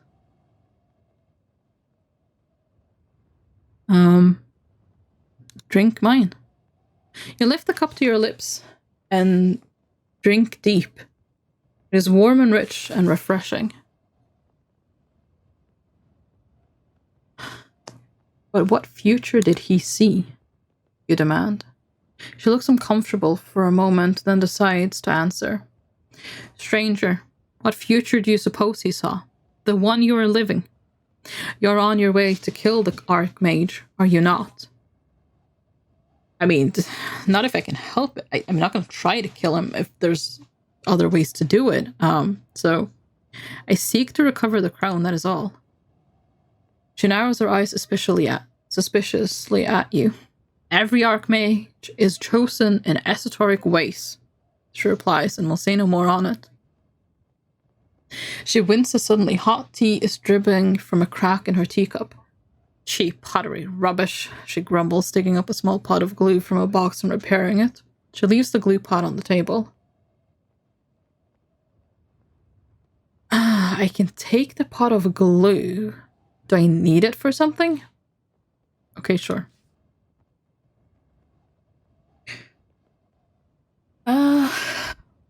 May I? You ask, gesturing at the small pot of glue. The sorceress shrug. You pick it up and put it in your pack. Oh, so it didn't actually just steal it. I just asked for it. That's actually lovely. Perfect. Sorceress watches you with some amusement, though. You cannot think why. She stands. I am tiring of you. You should go, she says bluntly. But first, she raises a finger and points. One more thing, the woman adds. If you're traveling to High Zaman to face the Archmage, hadn't you best know a little of the higher functions of magic? You speak of countering. Good you know of it, she smiles. It can take a lifetime to discover the pairings and to master them, but I can show you something simple. She raises a finger, adorned with a wide collection of rings. One, made of green metal, begins to pulse, but she does not fire right away. She's giving you a moment to react. Green ring, that is teleportation, isn't it? Cast a spell. She's trying to teach me the counter to teleportation, I think.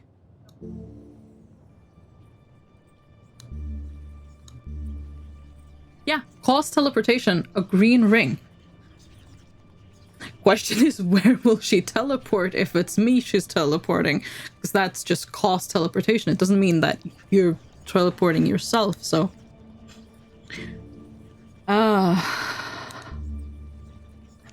Probably not zap, I would assume. Oh, slowness? That makes sense, doesn't it? Maybe? Looking to the constellations above, you craft the spell intending to slow the woman's thoughts, but you do not have time. Something strikes you, and a moment later, you find yourself outside the hut once more. You found 2 new clues.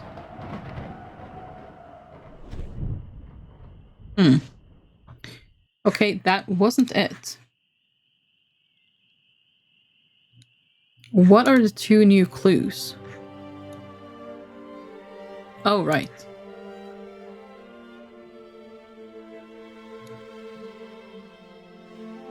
Well, we know that that's not true anymore.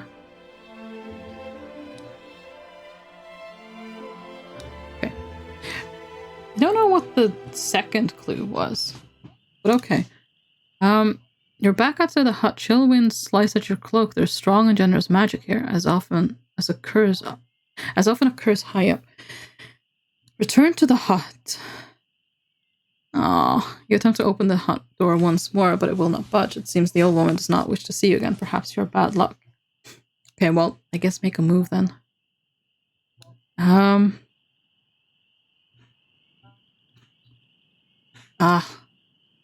Would have liked to have learned that counter.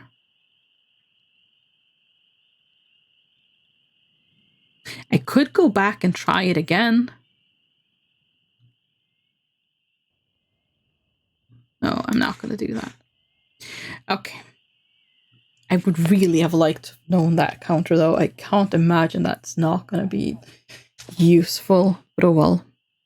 You approach the chimney in the rock cautiously. It's not quite a vertical drop, but it almost is. The ground seems to be hundreds of leagues below. Look at the chimney. Looking more closely at the chimney in the rock, you notice a faint purple aura surrounding some of the stones near the top. And a few faint purple glows further down. Perhaps there is some enchantment on this flue, or perhaps it is simply a color the owner of the hut enjoys. Drop a stone down the chimney. Grab a nearby stone and toss it over the side of the mountain. It plummets just as fast as you might expect, careening and bouncing from the chimney's sides until it explodes into particulate dust halfway down. Okay, that sounds terrifying. Wait, into the chimney? Okay, I'm intrigued. Right, okay, into the chimney we go. I'm not sure why, but... You step to the edge of the cliff, then over. You begin to plunge down the mountainside, knocking and scraping the rock surface on either side. You close your eyes and your heart moves up to your throat. Why are we falling down the chimney? I don't understand. You fall at speed, a dead drop from the side of the mountain. The rushing wind snatches away your breath. Death is certain. You take a moment to arrange your thoughts.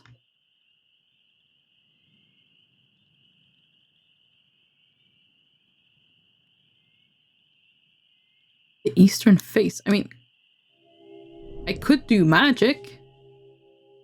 You're almost at the bottom. The sharp rocks rush to meet you. What's my fate?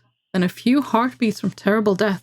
Your fall is suddenly cushioned, and you are brought to a gentle stop at the base of the mountain. Landed. Okay. I have no clue how that worked, but okay. You stand, heart still racing, at the bottom of the stone chimney, quite amazed to be alive, but there's no way back up that you can see. This is the eastern slope of the Badubak Ridge. Okay, move on. Continue on your journey. So we need to go to the marsh. That is right now a forest. There's a marsh up here. So I guess that is our next.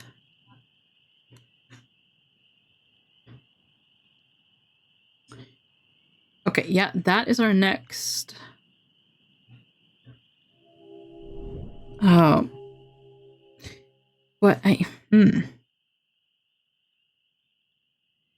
You're walking through boggy marshland. Oh, there's marshland down here as well, so maybe this is where I need to be. Night falls. You should try to find somewhere safe to sleep, especially after traveling all day with no food. Suddenly you hear a loud shouting and splashing from a group of reeds close at hand. Stand my ground. You stand your ground as voices approach. You soon recognize them as marsh goblins. Yes, that's what we needed. They enter the clearing panting hard as though running from something. Greet them. You step forwards to greet the goblin. Oh my god.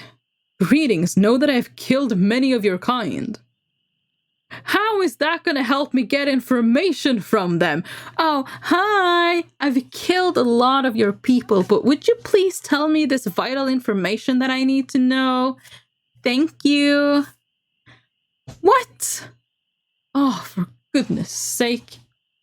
The goblins stare at you, then at one another. It is clear they do not understand you. Goblins are arguing among themselves. One begins to push another hard in the shoulder. Okay, cast a spell. I have the thingy to talk in all languages. If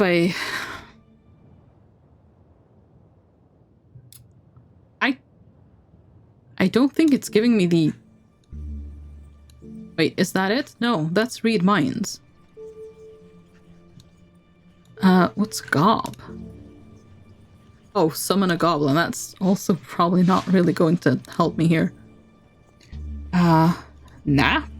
Oh, well, I can't really do that either. Niff? That's not gonna help. I can't cause speed. Oh, thank you for the posture check and the hydrate bundle.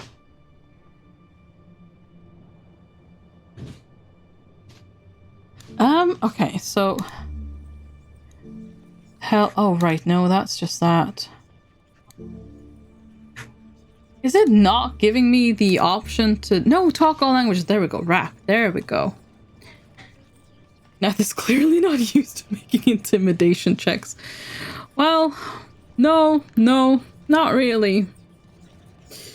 Oh,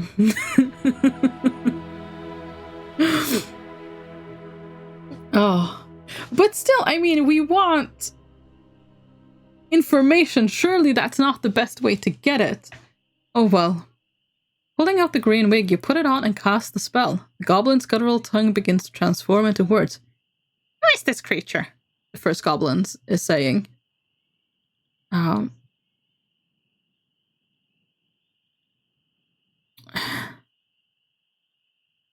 a traveler.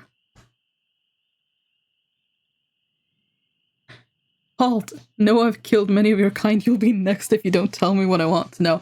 I mean, fair enough, yeah, I suppose. But there are a lot of goblins. So, I mean, there's a big fight on my hands if that doesn't work well.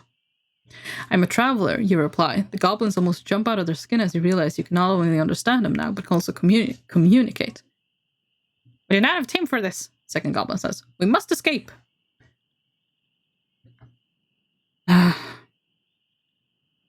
What are you running from, you ask? We're being chased by a terrible serpent, one replies. Does not matter how fast we run, however, it's always ahead of us. It's like it knows what we're doing at each turn. Why is it chasing you? Shake their head helplessly.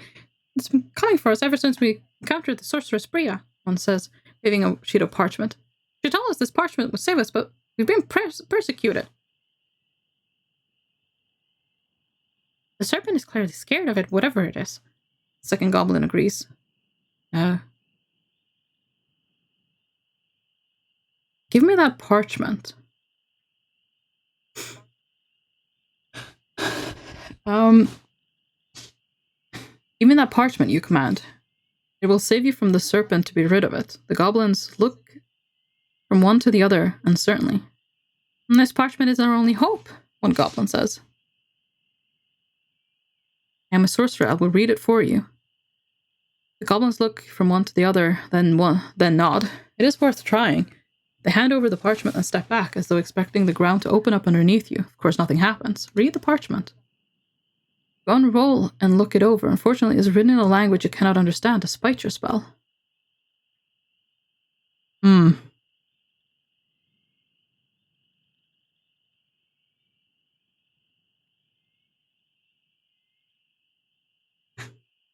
LEX, is that a spell?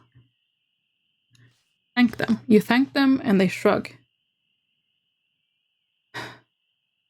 And we'll do you a little good, stranger. Nod to the goblins, thankful for their help. We must hurry, one says and gestures to the group. They select a path through the marsh and begin to move away. Let them go. We stand aside and the goblins hurry away through the marsh. They move with the speed of rats, though peering into the distant fog you cannot see what it is they are afraid of. Kind of wish that I'd ask what... Because I had the option to ask what serpent they were actually running from. Okay, hopefully that parchment is somehow how we deal with that serpent. But the question remains, where's the sun serpent? Because we haven't dealt with that one yet. Yeah.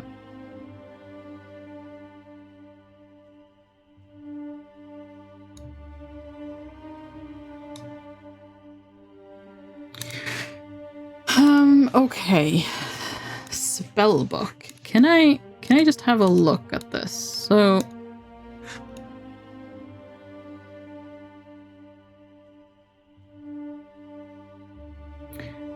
oh, the SSS spell enables the caster to force information from serpents. Huh. That would be interesting. Oh, Jig. That's what the lady cast on us. Counters dumb. Oh. Oh no, wait, we learned that from her. Never mind. Dumb. Oh. Oh, look at that. We can now do that. We can only do it once, but we can do it. Is there anything that starts with an L? It was Lix, wasn't it? I don't know. Nothing seems to start with an L.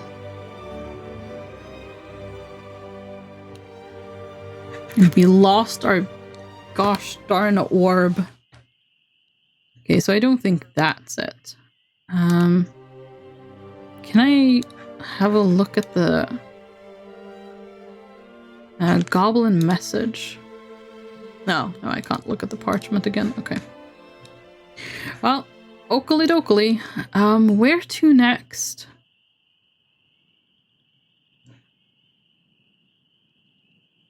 Where have we not been? Where could we possibly go? There is another serpent, but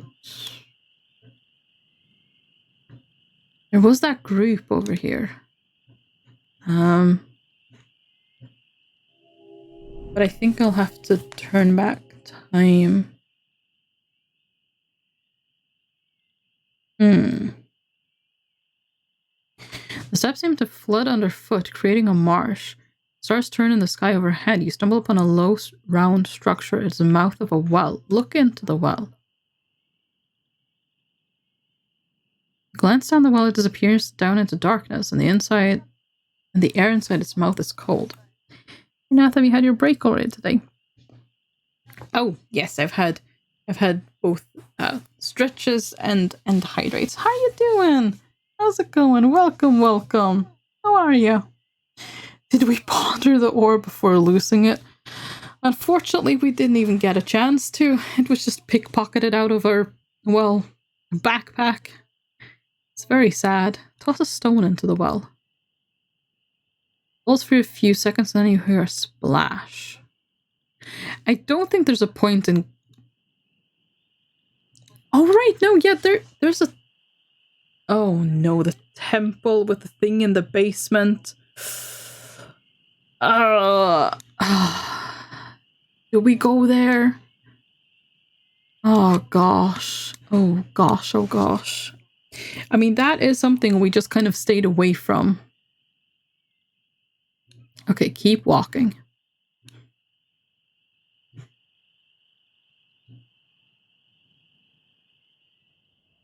Oh, this is...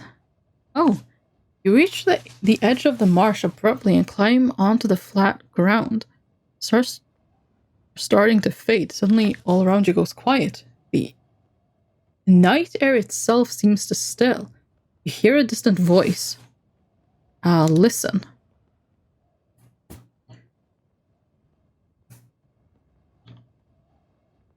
You stay quiet and strain your ears to listen.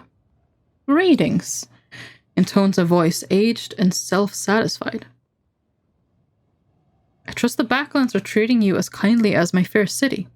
It takes a moment to place the voice. It's Lorag, the Wizard of Kare.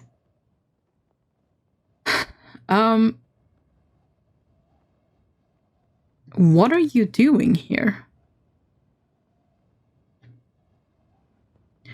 I am here to help, as you helped me and my fair city. You have a message in a language you do not understand. I may be of assistance. Oh, Lorag, yes! Very well. You agree I would be glad of your aid. In the marsh you were given a parchment, he says. Show it to me. You pull out the parchment given to you by the goblins and begin to feel a strange sensation, as though someone else was controlling your eyes, moving them backwards and forwards across the words. Read. You have little choice but to read. Yes, the wizard murmurs. I was right to come. You feel your finger lift and tap the paper. It is most interesting, he concludes. Indeed most valuable. Promptly the voice vanishes. What does it say? You call out, but the wizard's presence has gone. You're quite alone once more, and none the wiser for it.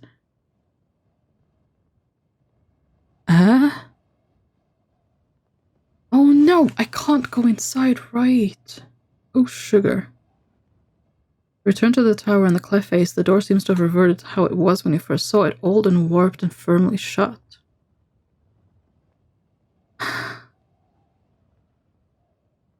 Well, what do we do now? That's unfortunate.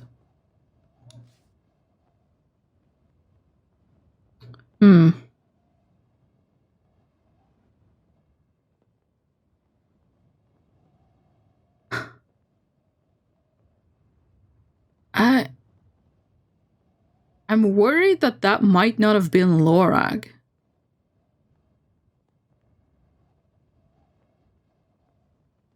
But...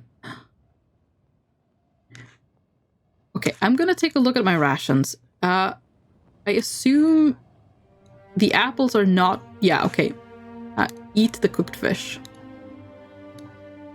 I assume the apples are the rations that stay. Okay, I have eaten, so close my eyes.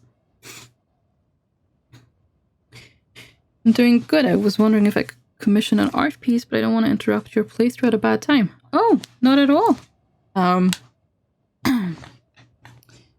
I would certainly do my best. What kind of art piece? You lie back and try to forget your troubles. The remainder of the night is filled with visions. The reclining god, Koth, has come to lie down next to you and slowly opens his mouth to reveal row upon row of razor-sharp teeth. A snake rears up from out of a well shaft, its body filling the opening and grows until it is a tower. Then it opens its mouth, emitting light. Mocking laughter seems to ring in your ears. Huh. Interesting. Very interesting. Huh. I'm confused by all that happened right there, but... what did Laura... I don't know. Could you draw me the Pokemon Rapidash? Oh, absolutely, yeah. Absolutely. I will... funnily enough, I had the idea to do that a few days ago. So yeah, that will absolutely be done. You pick yourself to your feet. You turn away from the tower. It seems impossible to enter now. The mountains to the east are impassable. The only way to walk is back across the uneven steps.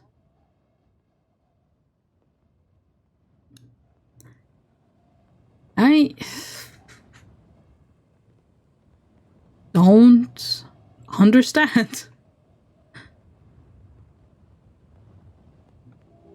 But okay, let's go over here, I guess.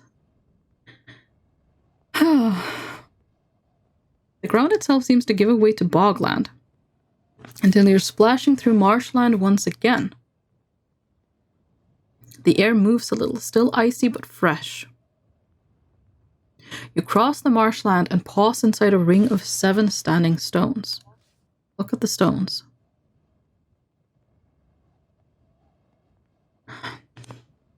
Each stone in the ring is the size and breadth of a man. They stand straight upright except for one, which is listed sideways like an arthritic finger. A few are carved. In the very center of the ring, a flat stone lies an inch or so below the water level of the marsh. Wet things gulp and groan in the mud below. Look at the carvings. You trace the carving on one of the nearby stones. It shows a fearsome bird rising up into the sky, wings blotting out the rising sun. Oh yes, there are a few draw redeems in progress, so it could take a little while, but it will be done.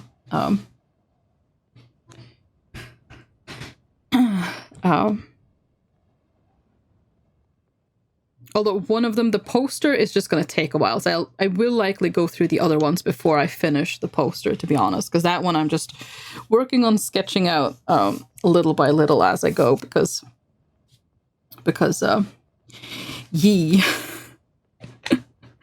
it's just a little bit... yeah, that one's just going to take a time. First, you can ship it to me via Discord anytime. Oh yeah, absolutely.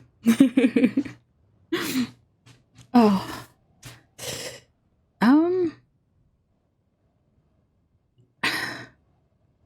I mean, I'm guessing that these stones represent the people. Because this is in the past. In the past, there are stones. If we go to the present, there would be people here. I don't know.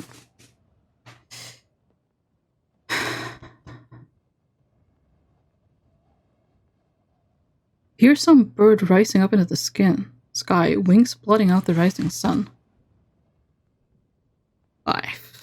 No idea. Stand on the central stone. Go stand on the central stone, but nothing special occurs. There's magic here you cannot fathom it. You step out from the circle once more and plod on through the marsh water. Okay, well, that didn't help. Might need to up the point cost on that redeem. 50,000 snowflakes, perhaps. Maybe, yeah. There's been a few. Well, absolutely accept MS Paint as the format, but if you want to fancify, by all means. Well, I probably have Paint, I would assume. Everything comes with Paint, doesn't it? But I'll probably try to do a little bit better than that. Oh. Few clouds hurry across the sky. The ground is sloshy and thick with mud. A moment later, one of your boots disappears entirely, sinking into the muck as far as your knees. Well, pray for aid. Now you close your eyes and raise a prayer to the gorilla. You feel a graceful peace settling over you, and for the moment, you seem to stop sinking, but there's still nowhere to go. Try walking. Keep walking, and miraculously, you find your way onto a submerged bar of solid ground. But it will not extend far. You need to leave this marsh as soon as possible. Okay, let's go north. Yes, fancy. Everything must be fancy. Oh, of course. Okay, cast a spell here. Let's not just die in the marsh. That would be kind of sad.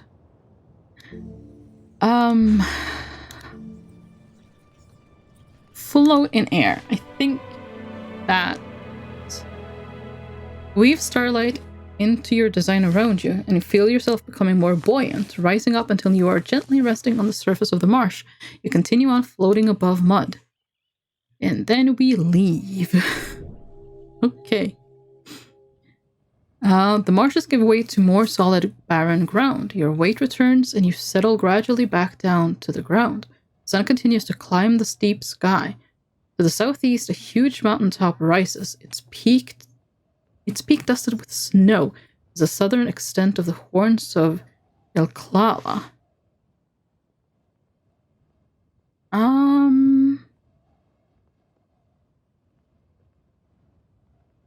Look at the mountain.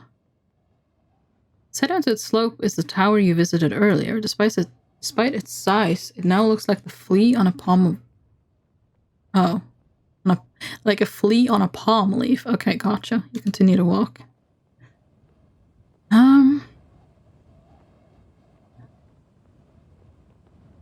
The village.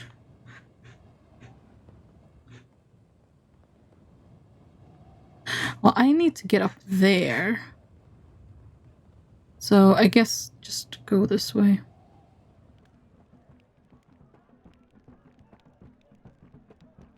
March onwards, climbing slightly. The sun has reached its highest point now. Out of the shade, the air is baking hot. Past the village and the overhang of the steps once more. Move on. Path leads into the village, or you could skirt past. We're just gonna skirt past. I don't think there's anything for us to do here. Skirt around the north side of the village. Okay, into the forest. The sun disappears from view as you step into the trees. On all sides, the ancient forest looms up. The sun is beginning to lower. The air begins to cool. You have reached the edge of the forest. Through the trees, you can see the level steps extending into the baking sunshine. You stride on. Let's go north and hope we don't get attacked by any snatter cats this time. Path winds tortuously through the forest. Slowly, the sun begins to lower in the sky. Paths winds on between the trees. Okay, north again. I'm hoping we can just zoom. Oh, yep. You walk on between the trees. The sun is sinking, soon it'll be dark. You pass between broken branches once more. You pass a dead bear, face down in the mud, already covered in flies. You walk on through the trees, hoping you do not attract the notice of any more bears. I can't just go over there. Okay, keep going north. This'll be fine. You follow what might be a path and might be an old river, though through the trees of the forest. The sun is all but gone. Oversized cobwebs flutter in the breeze. Do not like the combination of oversized and cobwebs in the same sentence. No. You do not like. The trees peter out, replaced once more by bleak expanse of marsh. Darkness closes in.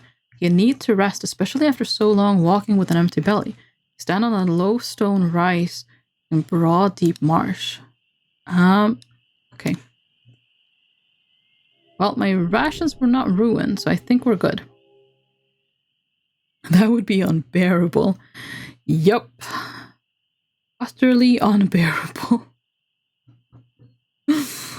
Cross the dry rock. After a while, it pools with water which comes up to your knees, but before it can get too deep, you're up on the edge of the forest once more. You're back at the foot of the tower. I don't know where. I feel like the ring that I ruined here, I feel like I needed that. We're not eating. We're fine.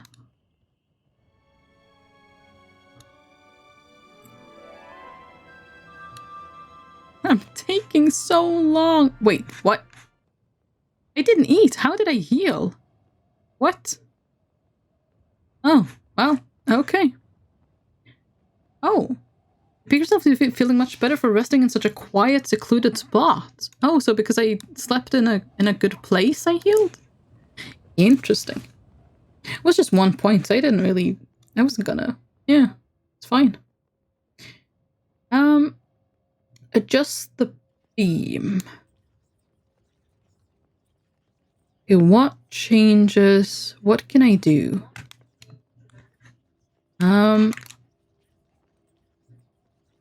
Okay, that's just a hill with nothing on it, no matter what. What changes here? Okay, yeah, that's a swamp.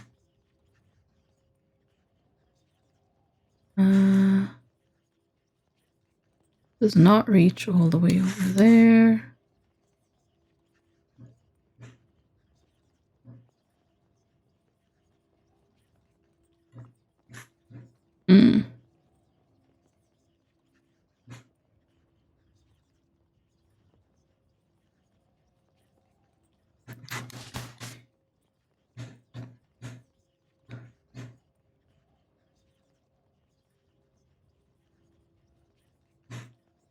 I genuinely have no idea where to go.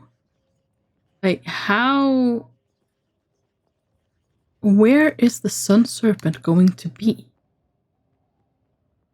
Okay, touch the blue crystal. Go back down here. Because I need to be able to talk to those people.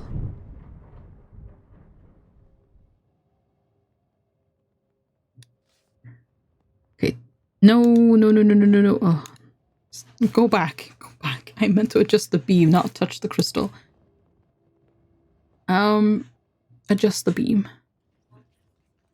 So, okay. Well,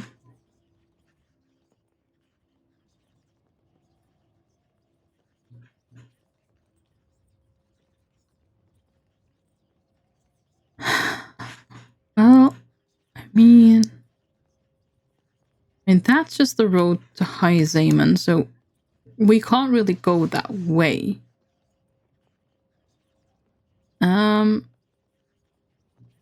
Okay, try that maybe. Climb down. Right. Oh, right. Okay, I do need to touch the crystal. Hang on. Because I need that tower to be pointing at this tower so that I can actually leave the tower. I keep forgetting that that's a thing. Okay, adjust the beam. There we go. Okay. And then we touch the blue crystal again. Gosh, we're just hopping between towers at the moment. Which is a nice way to travel, to be fair. It's very quick. Okay. Climb down. I'm worried that Lorag might have not been Lorag and that it was the time serpent, and now the serpent knows what that thing says and that that's not good for me. Ooh, I need that to not be covered, don't I? Okay,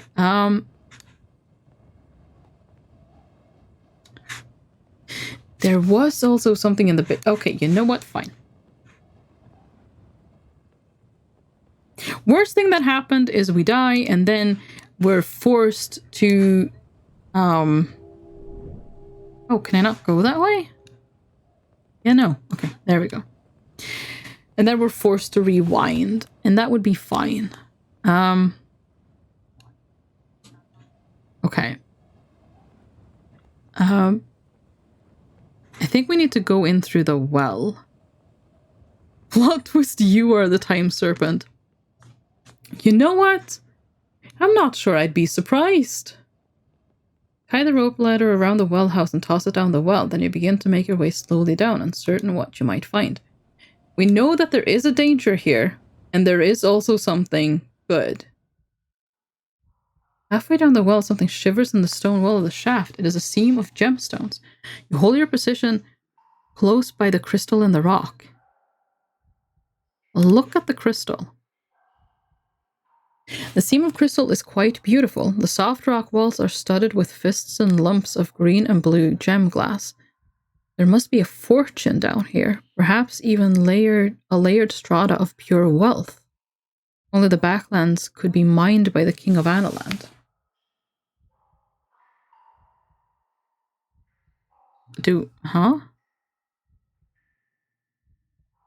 Using your old sword awkwardly in the narrow confines of the well shaft, you dig a fistful of gems out of the wall of the well shaft. Most tumble away down the well, but you manage to catch a few. You've blunted the edge of your blade in the process, however. Well, that's fine. We're not using this.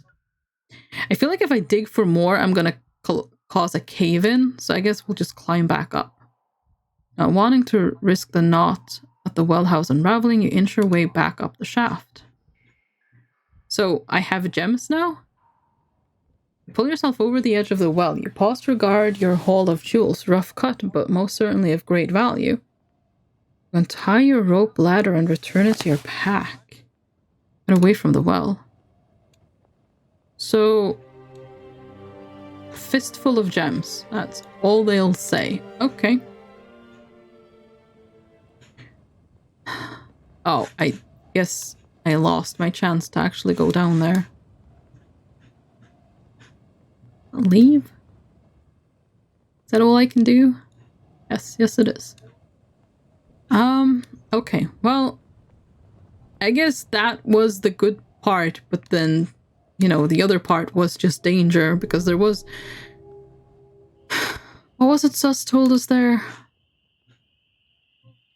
Something about high reward, but also high danger, or something like that. Nath, you are a gem. Oh, that is very sweet. Oh. Okay, I need to move this a little bit. The beam is just a bit too far to the side. Adjust the beam. That should be fine. Okay, touch the crystal. I'm not sure talking to these people are gonna be, you know, a clever thing to do. But we're gonna do it. Yup. We rest here first. Sure. We're not eating anything. We're at full health, so we're fine.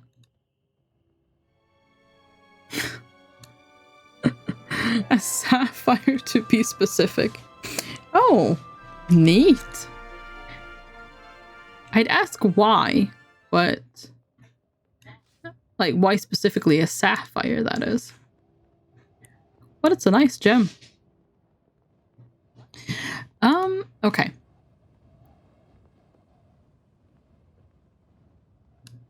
Yep, that is fine. Right. So, people now, yeah? No. No one. Where did I meet that circle of people? I was sure that was here.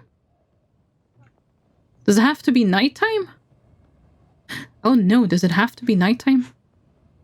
Okay, I'm gonna try to go back here.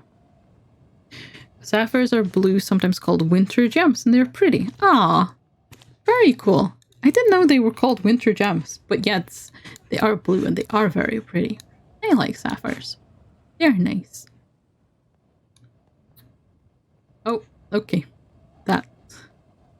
There's nothing more we can do there, apparently. I'm sure I met a group of people that were chanting and it seemed very iffy, so I didn't...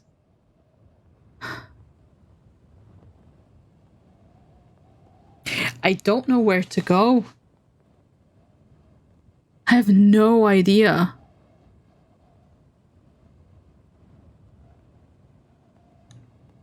Okay, hang on.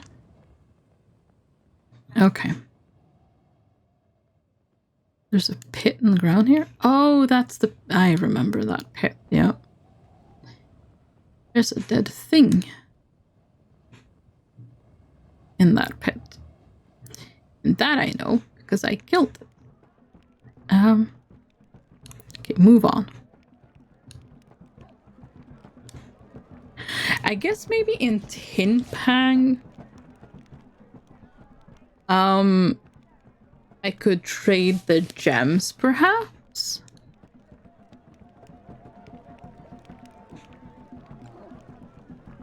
Mundell just called you pretty. No, he called sapphires pretty. There's a difference.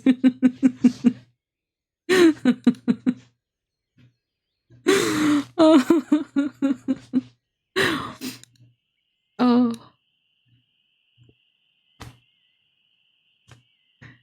Okay, let's see. Well, we haven't attracted more bears just yet. So, you know, win-win. You're certain something is following you, but okay, right. Well, we know what that is. We can't see it, so it's a Snadacat. Don't stop and look. Keep moving. Just keep moving. Wait, where am I going now? Oh, actually, I don't think I've ever moved through this area while in the present, have I?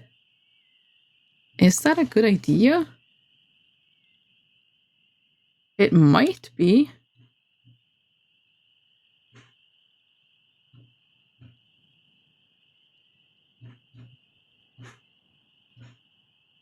I guess. Trees are thinner, replaced by climbing weeds and shrubs that grow in and around the broken stones of this bridge. You make your way to a point where the path splits. Huh. Use that as a qualifier as to why you're a sapphire. I mean, that was more they're blue and called winter gems. This girl.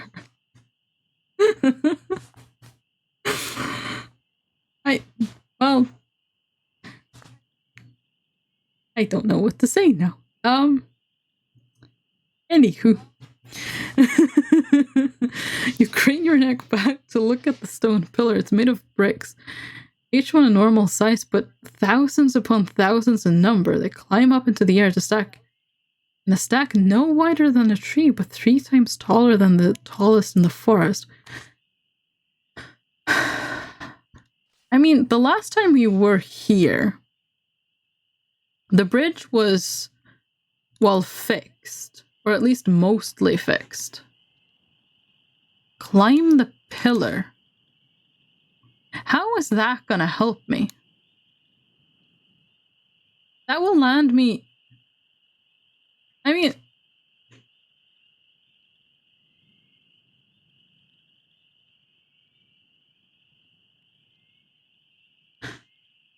If I successfully climb up the pillar, that'll land me on this bit. But that doesn't really... That'll just make me stuck on that bit of the bridge.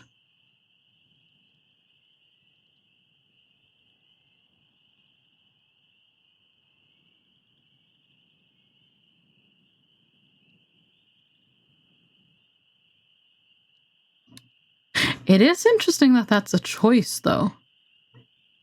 What if there is something I could find there? It does kind of seem to be layered, doesn't it?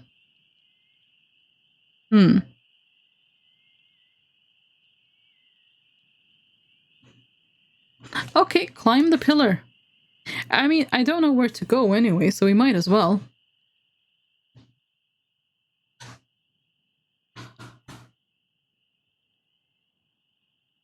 And they're very pretty. Well, I didn't say very, but... I guess thank you. Oh... I feel a little bit, well,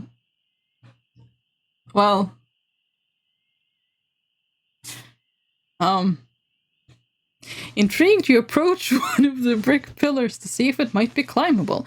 Indeed, the stones are worn and filled with pock-marked holes and fingertips. You cannot seem to manage to climb... Ooh, the climb up while holding your sword. You will have to unbuckle your blade if you want to climb up. Okay, if this ends in me losing my sword, I will travel back in time, because I'm not willing to do that. I've blunted my old sword. If this leads to me losing the sword, we will turn back time to go back here. I'm just saying. At this point, we're just breaking Nather while she's breaking herself, more or less. I'm just confused.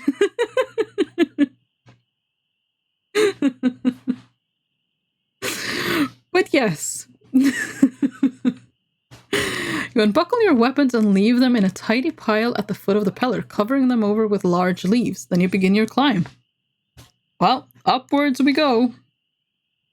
I don't know if there's any point to this, but we still have, you know, a serpent to find, and why not meet the serpent on the bridge? I have no clue. Confused. Ah, yes, thank you. Oh, the going is tough, and once you start, you begin to understand quite how tall the stone pillar is. You've barely reached the forest canopy. when you need to stop for breath, and at the same time, you're not even a third of the way to the top of the arch.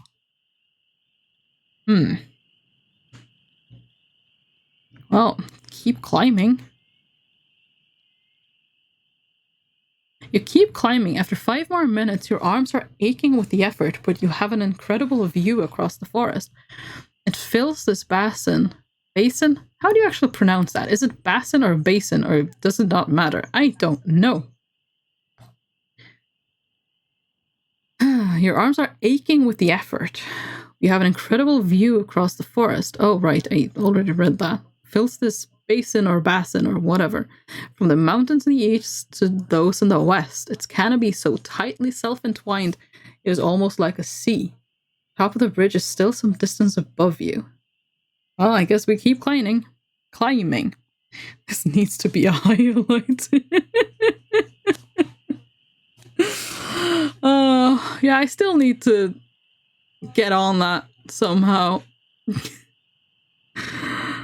Oh my god, I can't agree with my Fire Gem. Well, thank you both. I am very confused, but this is fine. Oh. An American, it's a hard ASO basin. Okay, yeah. Gotcha. You climb even higher until your arms begin to scream with pain. You're so high up now that to drop would not simply be fatal. It would be enough to bury you 6 feet into the earth. Before your arms give out, you swing yourself onto one of the bridge's levels to rest. Okay, we're inside the bridge. That was kind of what I was hoping for. Maybe there's something here. Oh no, it's just rest or climb down. Oh. Well, this has been disappointing so far. Is this a lower roadway or one layer down from the top of the bridge? Perhaps this was used for servants or goods trucks, when the road above was for nobles. At any rate, there seem to be no stairs or ramps to the higher level, but the view is incredible. Rest here, then. You settle down with your back against one of the pillars to rest. Here, way above the tree line, you're sure to be safe from predators. Even those with wings are unlikely to come so high to search for food. We are not eating. You lie back and try to forget your troubles. You're unharmed here and you do not dream.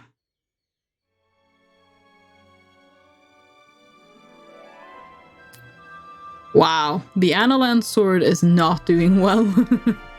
We have dulled it, so I guess it's... yeah. Anywho, climb higher. You look out at the side of the bridge for handholds to the top, but can find nothing that looks safe enough. It seems this is as high as you'll be able to climb. Okay, well then look down at the forest. Looking down into the forest, you can make out the tower through the treetops to the southeast. A brass shines from its top. To the northeast, you see curling smoke rising as though from a chimney stack, though you cannot see a house. Turning your eyes to the eastern mountains, you spy the end of the bridge, jutting a short way over the valley. And above it, you catch the flash of water Lake Oclala. Somehow, then, you must climb those summits if you mean to continue your journey. I mean, we've already been there. Look at the bridge. Pause to admire the arches holding up the layer above. Graceful, giant stone stacked with unerring precision. Whoever built this must have been 3 times the size of the largest hill giant, and yet as dexterous as a weaver. Scratched into the stone, you see a small insignia. Ooh, look at the scratched emblem. The emblem forms the shape of a jagged peak. You recognize it, of course, from your training. It is the jagged rocks of High Zaman, on which stands the fortress of the Archmage. These stones were set by Zaman magic, then. It is said the Archmage is old, but surely not so old as to have overseen this. You swing yourself back off the bridge onto the pillar. Your arms quickly start to burn once more. You will have to return quickly to the ground. Well, hopefully not as quick as a fall, but sure. Here we go. I knew it, and that's why I said. Slowly, painstakingly, you make your way back down and retrieve your weapon, but when you uncover your hiding place, only your original aniline sword remains.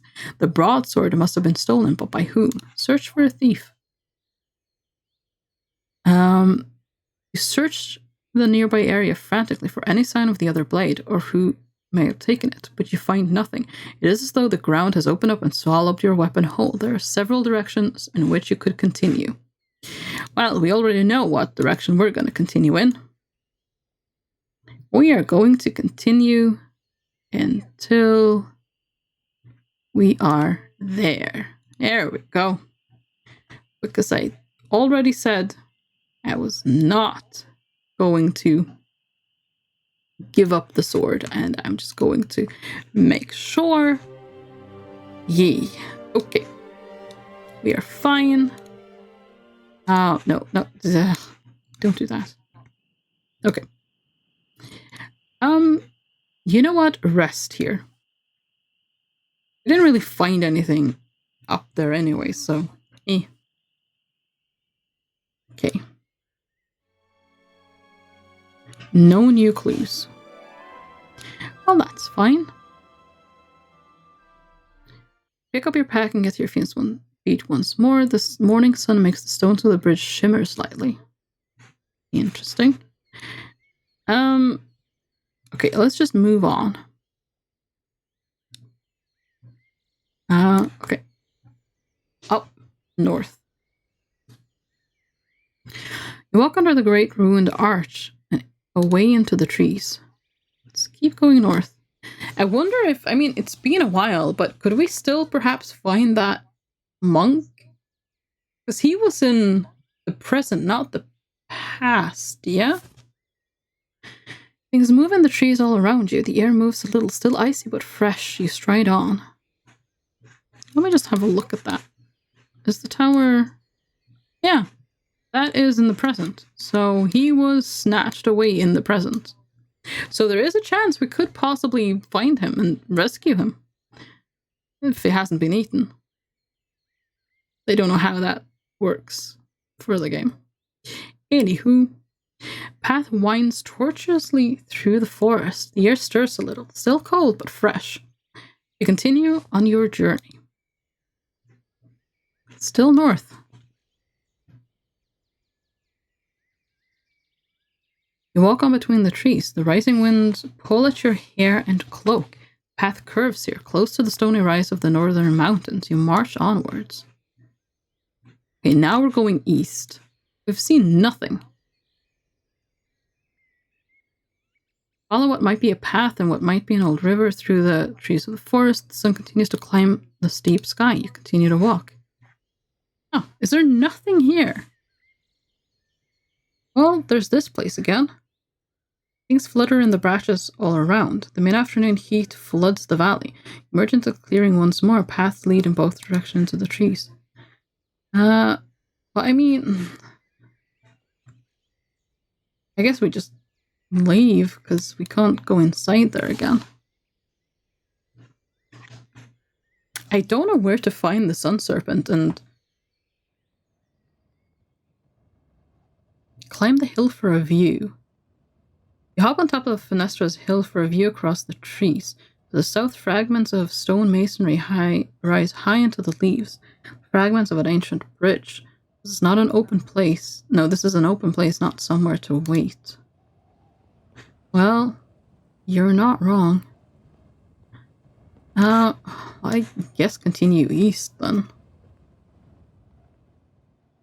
You move around the hill close to the door once more. From somewhere nearby you hear a tapping noise, but then it is gone. Let's see if we can get any more information from Fenestra. Knock. You knock twice, and Fenestra's voice replies, oddly loudly considering it comes from below. Leave me alone. I'm working. Perhaps Fenestra can translate the goblin's parchment for you. I need to translate a message. You call. After a moment, Fenestra opens the door. A message? She inquires. Show me. You've promised to help, you reply cautiously. She waves her negotiation negotiation away. Yes, yes, whatever. I'll promise anything. Doesn't mean I'll keep to it. Just show me what you have. I'll promise anything, but it doesn't mean I'll keep the promise, basically. Okay. You seem very interested, she sighs. Do you want me to read it or don't you? Show the parchment. She takes the parchment from you and scans it quickly, a slow smile spread across her disfigured face. You have no idea what this is? She asks. This tells of the weakness of the Time Serpent, the most deadly of the Archmage's 7 serpents. How did you come by this? Tell me what it says. You demand. Impatient swine, she retorts. I ought to shrink your head to pieces. I made this mistake last time as well. She called me impatient swine then, the last time we talked to her as well. I didn't remember until right now, but yeah, I was impatient last time also. Anyways, I ought to shrink your head to pieces. Finally, she finishes her study. This line is the key. She taps the paper with a fingernail. Jeez. In time, all things must end at last. The back and forth of agents pass. Time's great light will cast a pall. 2 times too many, time will fall. She smiles. Quite a discovery, do you not think? Ooh! If I face 2 beacons towards the island with the serpent dies, yeah? I must destroy the serpent. She nods and looks you in the eye. Yes, she says thoughtfully, as though foreseeing your death. Perhaps you must. She nods twice, clearly satisfied with her reading, then hands the scroll back to you. Thank her. You thank her. She nods. Now go away, let me work. With that, she slams the door in your face. You step away from the hillock once more. Tracks lead both way into the forest. Okay, so we know how to defeat the Serpent of Time, but we don't know where to find the Sun Serpent.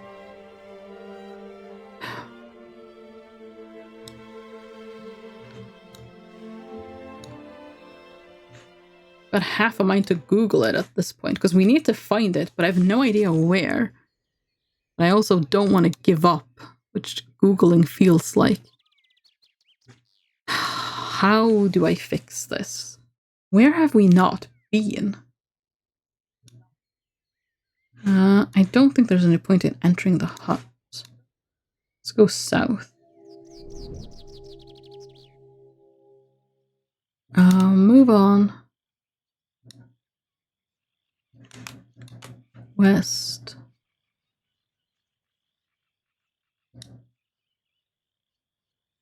Okay, if I make a move, if I had that ring, I could have forced the Time Serpent to tell me where to find the Sun Serpent, maybe. I mean, I don't know if that would have been an option, but that's what I would have wanted to do. Okay, so basically that's why we need this one. That's why we need, because we need to be able to put both this and the other beam on this island.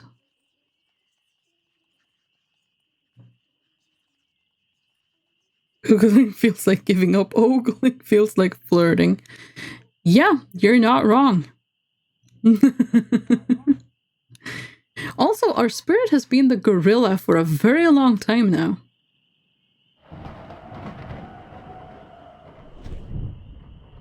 I mean,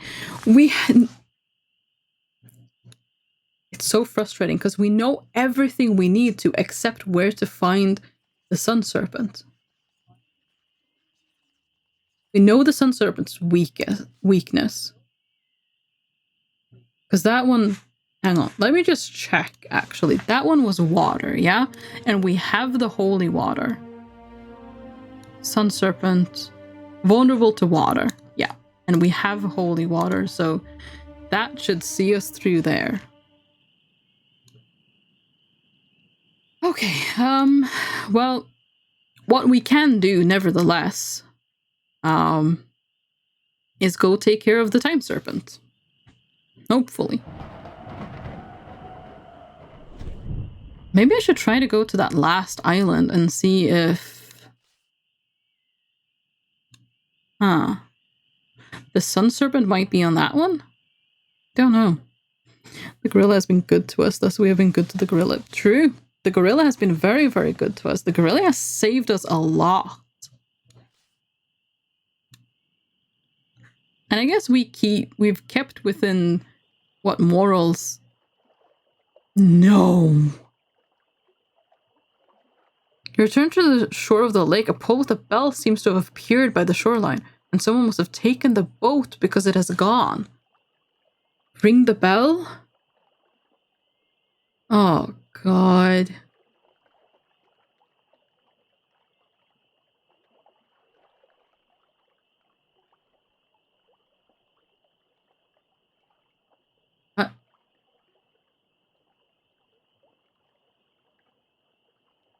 I don't think you guys can hear that, but there's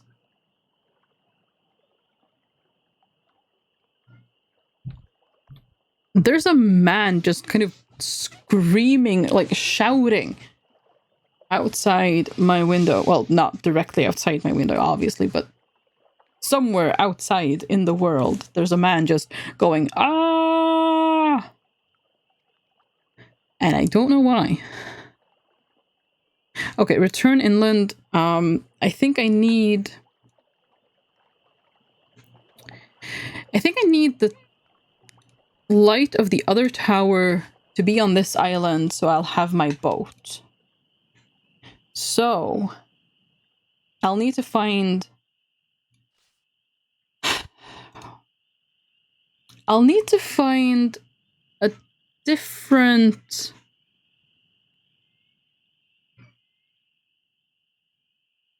Oh my gosh. Okay, he's been... What on earth is going on out there? Anywho,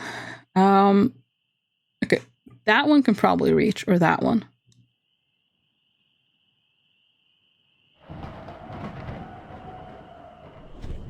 Because we need the boat for the other one as well, to be honest. So... Okay, adjust the beam. We're just teleporting. Right now, just constantly teleporting.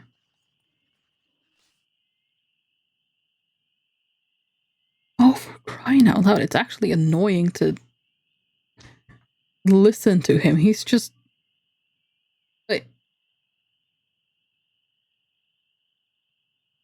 Like, it doesn't sound like he's in pain, and it doesn't sound like there's more people. Like, they're not people shouting at each other. He's just shouting. I'm so confused by the whole thing. It's weird. Ah, yes. That's a good quote as well. Oh, wonderful. Do I try that one or... Okay, I'm gonna try this one first, actually. I'm gonna have a quick break from all this maths. How are the serpents doing? I hope very dead. Well, one of them is doing just fine because I have no idea where it is. The other one I'm hoping to kill with this. But... who knows? Does that look like it's... I think it is? Okay, touch the blue crystal. Okay, yeah, that definitely covers the island. Okay. Which serpent is left? Well, funnily enough, the sun serpent is now the problem. We actually found... Well, we found a clue to the time serpent's weakness. In time, all things must end at last. The back and forth of ages past, time's great light will cast a pall. 2 times too many, time will fall. So I'm assuming that means that 2 of these beams on the island where the time serpent is will, you know, well, kill it. But we don't know where the sun serpent is. So even though we know the weakness, we have no idea where it is, which is a problem. Return to the shore of the lake. The pole with the bell has disappeared. In its place is now a boat pulled up to the shore with oars stowed. Yeah. Okay. So that's how I get my boat. Gotcha. Wait, what? You row the boat onwards across the water. The sky is blue and pink. You lean on the oars, moving slowly forward across the lake. You've never rowed so far or for so long. In the fields of Chawberry where you grew up, there was no open water beyond a few ponds. Nothing to douse the approaching flames? There's no good to think of it. Eh? Okay, sure, that sounds... Nothing then to douse the flames that will come when the goblins turn southward, running from the Archmage and his army. Well, guessing only via the name here, it's literally within the sun. If it is, it might be a bit hard to reach. Hopefully not. I mean, the moon serpent was just in a tower, so... But, it might be. We haven't found it yet, so maybe that's how the sun serpent actually is difficult to deal with.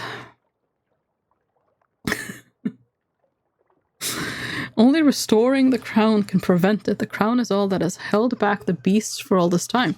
Perhaps one day it will be time to load all Analand's people onto boats and sail southward for quieter shores.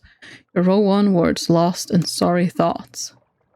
And now we're just feeling sorry for ourselves. Middle of the lake.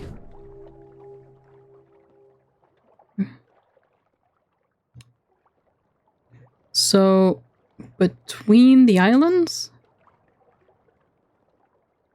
But can I... No, that doesn't help. How can I get on board that island? Or, well, you know, on the lake? Yes, the sun is hot. Near the island! There we go! What? No, why would you... I wasn't even close to that button. The corner of the lake. Is that a little cave or something? I guess we can go there afterwards. Near the island first. We all know the sun and moon are completely different in every single way, so my new guess is the sun serpent is in a very deep hole. Oh. Huh. Interesting thought. Is there anywhere that... that could fit the description? Wait, well, I mean, this island here that we still haven't been to, there's a hole in that one. And I was kind of thinking, because that's the last place, I think at least, that we haven't been. Maybe there could be a serpent there. I guess I need to go around to this side? I don't know.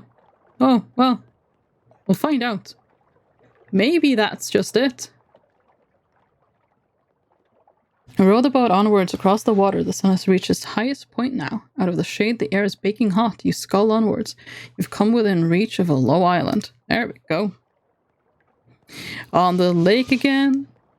I can't wait to get on the lake again. Yep, that's a good song. Wait, my stupid suggestion might actually be helpful. Well, this is the first. Well, there's a first for everything. And I mean... There is a kind of logic to it, because the sun and the moon is kind of, yeah, opposite, so, who knows? We'll find out. You row the boat onwards across the water, then pull it up onto the shore. Mid-afternoon haze makes the air damp. The island's a pile of rocks, as though dumped from a giant's bucket. In the shallow water stands a bell. Drawn up on the shore is a little boat. Explore inland. You leave the shoreline and head inland. Well, let's face the time serpent. You head away from the shoreline, up the rocky slope of the island. Low shrubs grow from the cracks between large stones. The wind drops. Even the water below seems to stand still. This island is quiet, deathly quiet, as though nothing here is alive at all. Two beams of light seem to meet and cross at this plate. The air shimmers slightly from their influence. Look ahead. You creep up a little up a stony embankment and try to peer at what is ahead. You make out a bowl-shaped depression in the ground, some kind of pit. And at its base lies something, a coiled shadow, but you cannot make out what it is without getting closer. You return to the path thoroughly alarmed. Oh, no, we're not alarmed. We know exactly where we are. Row, row, row your boat gently down the stream. Makes me think of SG-1. And continue climbing up the strange dead slope. The path turns and descends into a bowl-shaped pit. Okay, well. Hi. You crest the edge of the rocky pit and look down. The coiled shape you saw earlier is still there, curled up, apparently asleep. Cast a spell? Begin to cast a spell, spreading your arms wide, but of course you have only one arm. The other was lost on the climb up the hill, don't you remember? Wait, what? No, I don't remember that at all. I did, however,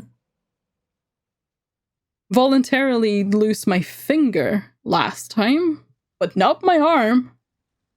The dark shape uncoils, turning its vast jaw towards you with what is clearly a smile. Single best episode ever. It is so good, yeah. Oh, it's fantastic. Of course, losing a finger is equivalent to losing an arm. I mean, I was more okay with losing a finger than I was the arm. Also, I certainly didn't lose an arm up the hill, I'm fairly certain. I'm guessing it won't help me if I reach for my sword, will it? Well, what else can I... Oh. Well, my rations just went away. Oh, lovely. Okay. You reach for your sword, but your hand is empty. You have no sword, of course. How could you have forgotten? You lost it in the storm on the lake, just as you lost everything. I am death, the serpent says, speaking with grandiose slowness. I devour all, destroy all. Nothing can withstand me. I end all. I shall end you. I have already done it.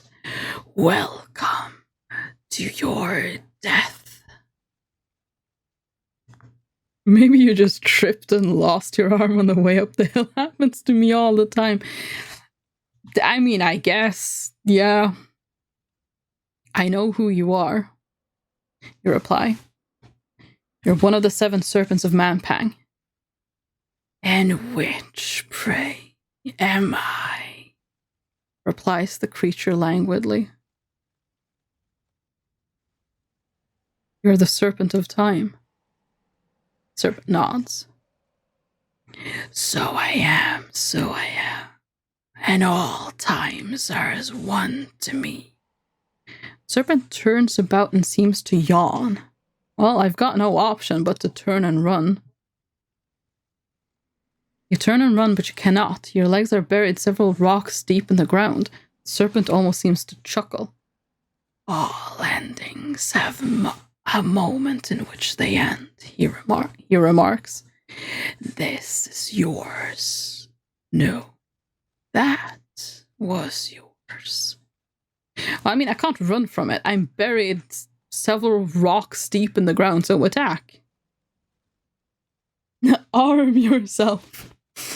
Oh, well. Oh, did I not get it right?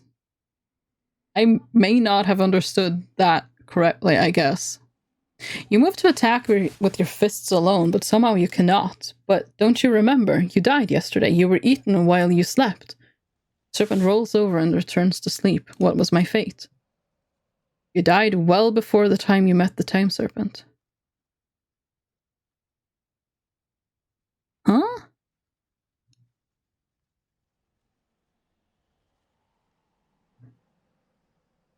Okay, I don't quite understand. Do I need to bring more towers? Okay, inside the tower. Do I need to bring more towers? Make a move.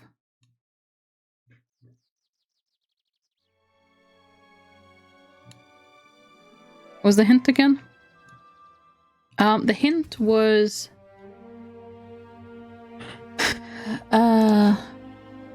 in time, all things must end at last. The back and forth ages past. Time's great light will cast a pall. Two times too many. Time will fall. Oh, 2 times too many. So, right. I'm kind of thinking maybe I need all of them. But I will lose my boat if I use all of them. But I guess...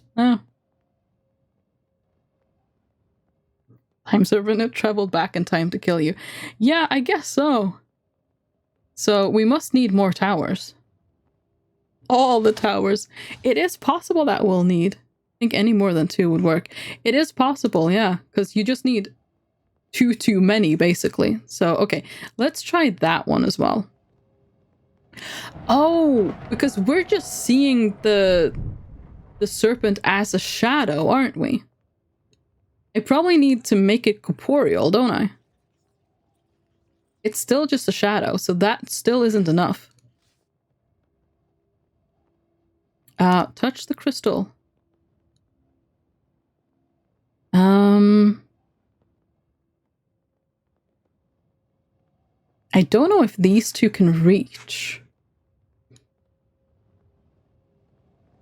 Oh, actually, no. I can't move this one because this is the one that makes the other one work. So, okay, touch the crystal. The other one I can perhaps, because yeah, this one is the one that'll reach the longest as well, isn't it? If I move the other one, then this one doesn't work because then this, in the present time, this one is just crumbled to nothing. Oh, no. No. Hang on. Ooh, clicked the wrong thing.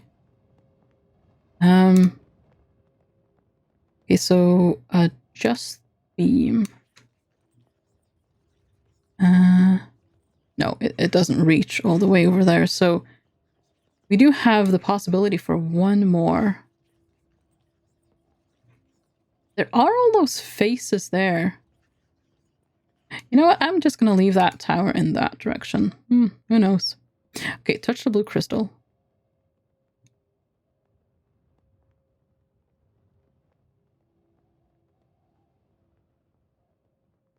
I'm just gonna see if bringing this tower over makes it not shadowy.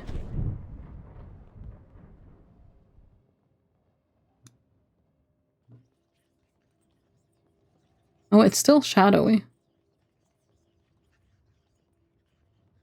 I want my boat. Can I have my boat? Don't know.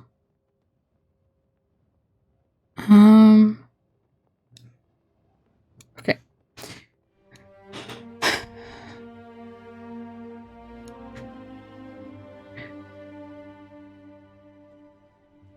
Time's great light will cast a pall. 2 times too many. Time will fall.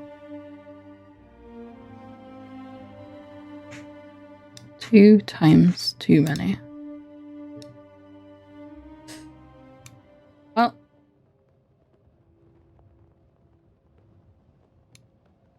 I guess, I mean, we've got 4 towers on it. That's as good as we can get. So, we'll try it.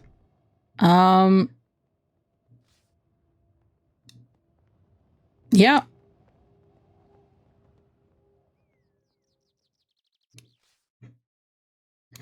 Okay. We're gonna have to swim, so that's not going to be awesome. But, oh, okay. So the apples do not fare well in a water.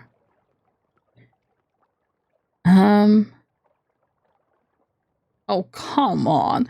You try to sustain a regular pace as you swim. The afternoon is drawing on. You pause for a moment, holding up your head to catch your breath. After a few minutes, you look up from the water to see an approaching fin. Swim away.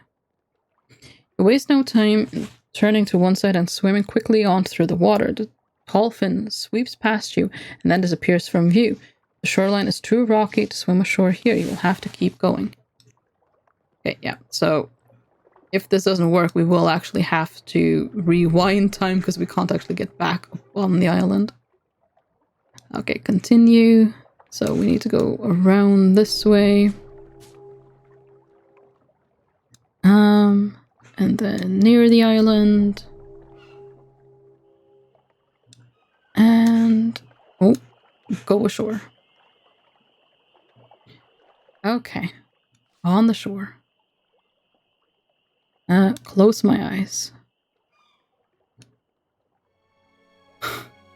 I'm not sure this is a good place to rest.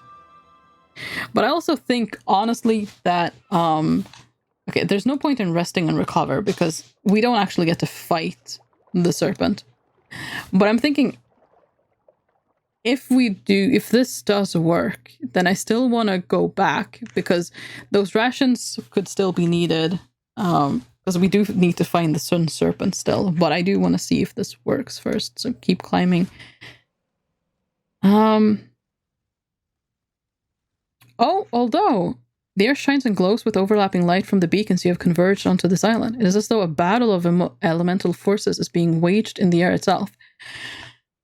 So there is more...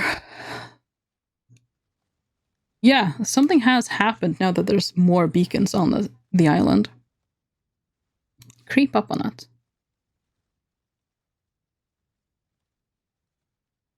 You try to approach stealthily, but stumble and slip down the loose mountainside, sending loose rocks flying with each step. The creature does not look up. Indeed, the creature does not react to your presence at all.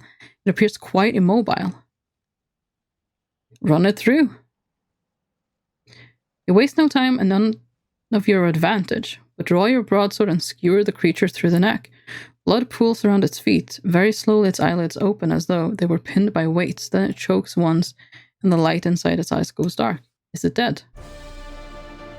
You stride over and check the beast's heart. There can be no doubt. It is over. It is dead. You have now defeated 6 of the 7 serpents. Something is happening to the island. It is alive once more. The first thing you notice is the clouds. As they start to hurry across the sky, the grass begins to shift and move in the light wind. Few loose rocks skitter down the slope. The island is moving once again, and the light from the beacons fades from view, and you feel a great wellness. But you feel a flush of satisfaction. Only one serpent remains. None of the others will be reporting your mission to their master.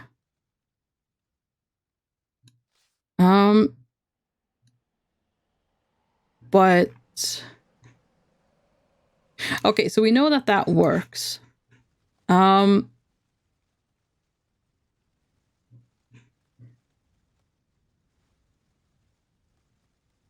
have been healed.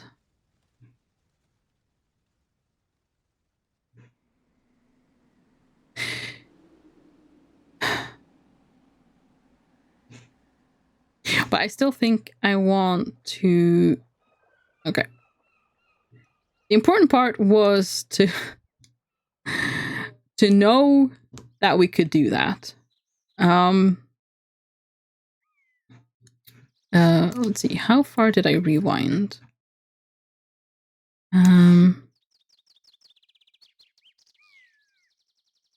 Okay. Yeah, okay. Well, we're gonna hear that triumphant music again, I guess, when we kill it. For realsies. Make a move. Okay,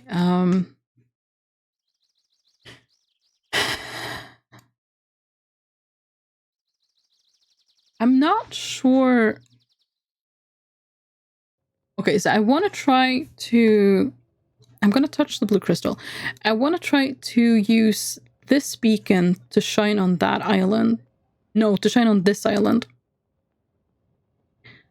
I want to try to go to this island both in the present and in the past. I don't know what will change depending on... I don't know if anything will change. But that's a place we haven't been yet.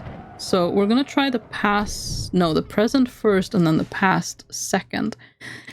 But I need my boat. So we put that light down there. And then we touch the crystal.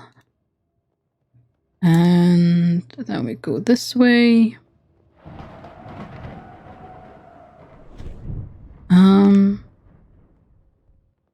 Okay, climb down. Da-da-da. Also, that lets us keep our food for a little... Honestly, I would have thought that the apples wouldn't be destroyed by getting wet. I'm very surprised that the apples are just lost as rations if you get wet. Okay, push the boat out. Maybe 3 will do it as well. We could try to...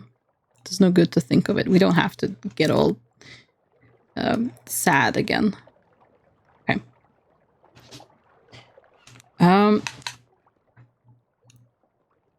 Okay, middle of the lake. I guess go around this way because it seems to be some, like... I think we can get onto the island over there.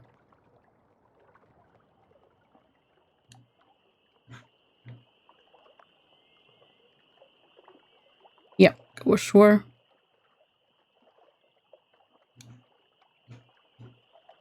Okay. You row the boat onwards across the water, then pull it up onto the shore. The moon crawls across the heavens like a dull pearl.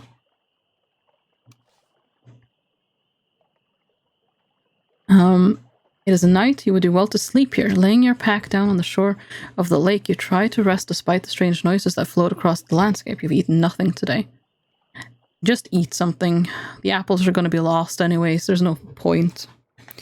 I had an apple tree that obviously grows apples as I live up on the moors. It is very often windy and rainy. I can testify that when apples get wet, they are in no way destroyed. Yeah, see?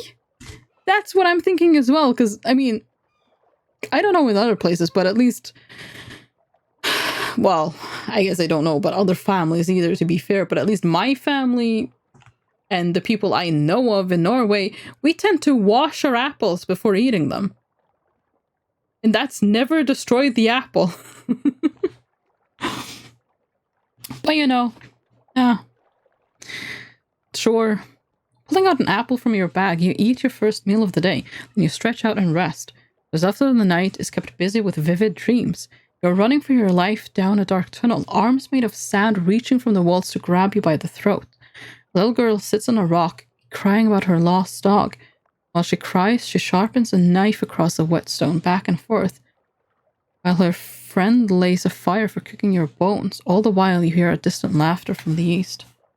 That's the people from Kariana. That was a girl who lost her dog. The sun rises above the waters of the lake. The island is rocky and barren. In the center is a rise of land from which a tree grows. In the shallow water stands a bell. Drawn up on the shore is your little boat. Explore inland. You leave the shore and head inland. I thought that was an indent. You circle the shoreline of the island to the north as you climb your way up the rising stones. The surfaces are slippery with thick moss and vegetation. Suddenly your easy pace is interrupted by a cry from somewhere inland.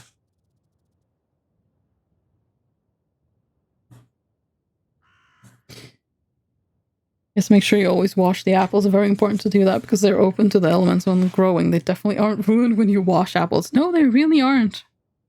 My sister put her apple into water accidentally, and yes, it was destroyed. I can confirm. Water does hurt apple. We had to get her a new phone. Somehow I knew that was going to be the end of it. That kind of apple will be destroyed, yes, but the kind you eat should be fine. But oh well. I guess things are different here in the backlands. Okay, listen. Stop to listen as a human voice. You make out 2 words. Stay away. Keep listening. You make no more movements, not wanting to give away your present. Stay away, cries the voice. Annalander, stay back. Don't come closer. You hesitate on the rocks. Surely this is a trap. Could this be the sun? No. Well, could it? I'm gonna approach the voice. The voice's whimpering and dire cries continue. You climb further around to the island to a little higher at every step until you reach the island's peak. But as you approach, you realize it is the lip of some kind of pit. I certainly hope your character isn't eating iPhones on a daily basis. Probably quite bad for insights and also an expensive hobby. I mean, that would explain probably why it cost 2 gold per apple, to be fair. Unfortunately, I think it is just the edible food kind, like fruit apple. I can't... Oh no, wait, I maybe... Yes, okay, sus. Good. Let's cast sus. The fact that water destroyed it does suggest that she has been living off of mobile phones. It does, yeah. You weave the spell and a quiet voice speaks into your thoughts. This voice warns you that there is a great danger here and death. The Archmage himself has touched this place. Spell fades.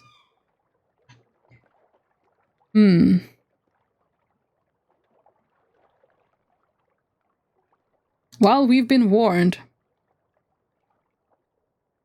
You clamber upwards. The voice does not stop its constant warning. Between sobs, it calls, Annalander, stay back. Come no closer. Please, stay away. I mean, we can just rewind. It's fine. You clamber up and over the edge of the stony pit. Here's a single bare tree at the pit's heart. Tied to the tree, head slumped forward, is a Sightmaster. His eyes are shut, but he still calls out, stay away, stay away. What is the danger? You call from the edge of the clearing, not quite daring to approach. The Sightmaster sobs in reply, his eyes firmly shut. Please, just stay away and leave me. Tell me more so I may defend myself, you demand. The Sightmaster stops short his crying and tilts his head. Is that you? He breathes. Annalander, is that you? You recognize his voice, of course. This is none other than the Sergeant of Arms for Manaland, who spied the path ahead for you when you crossed the wall. He has none of his magnificent strength about him now. It is I, you murmur. Sightmaster shakes his horned helmet in despair. You should not have come, he insists. I tried to shout. I hoped you would turn back if you heard me. What is the danger?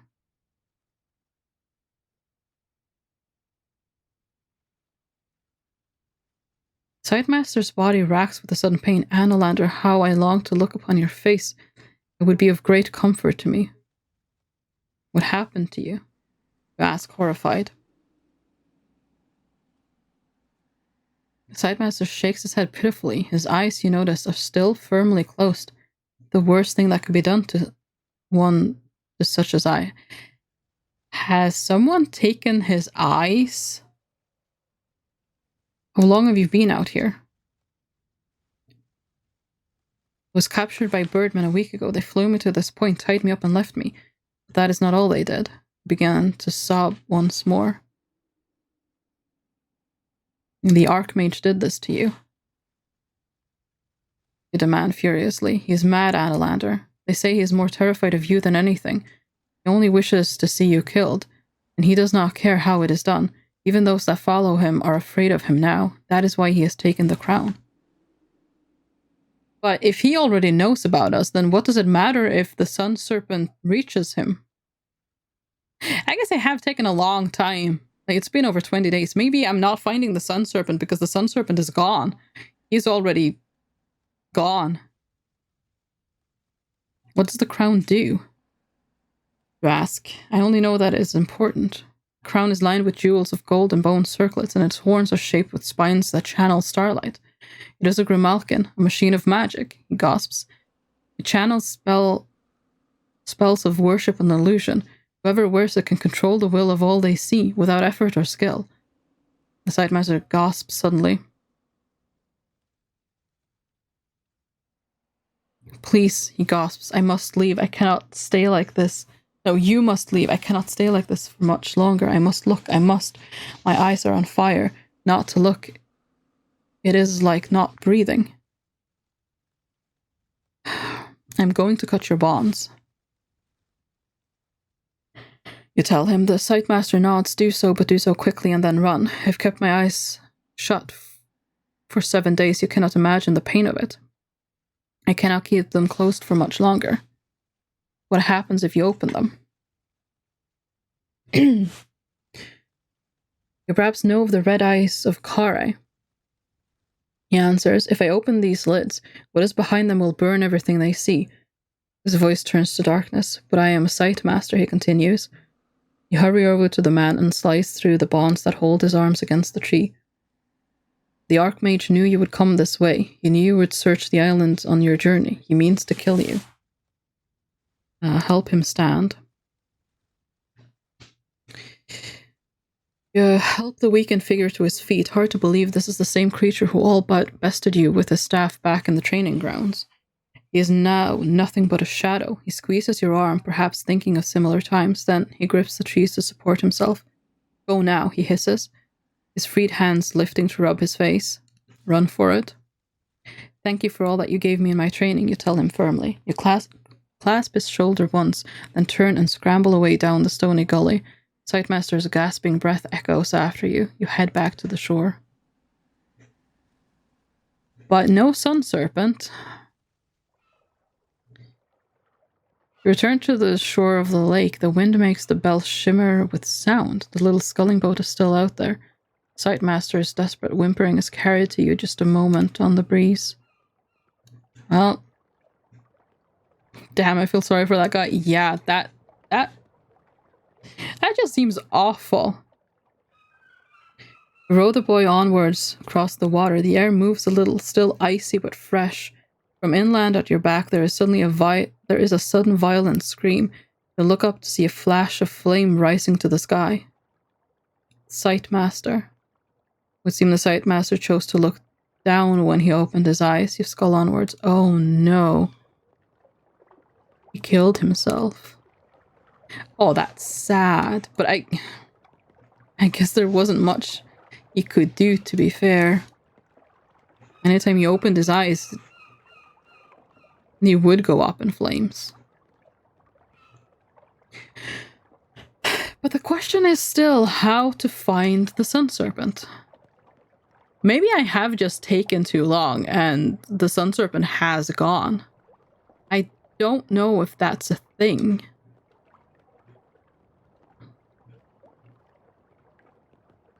I have absolutely no idea. Now, can I go up the river? No.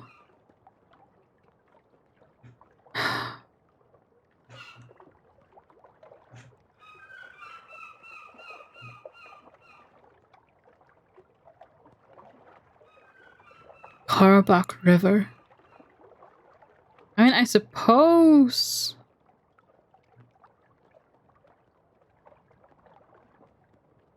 could potentially be back here as well.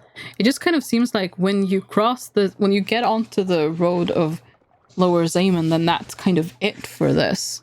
Because we were warned, you can go back to search for the rest of the opponents, or this is basically... so it should be possible to find. You want me to look up if that is a thing, or would you rather keep looking for now? I mean, I guess...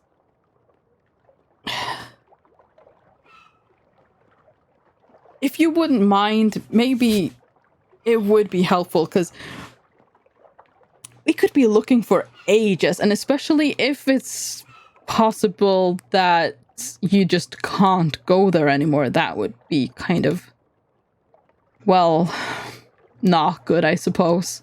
So yeah, maybe.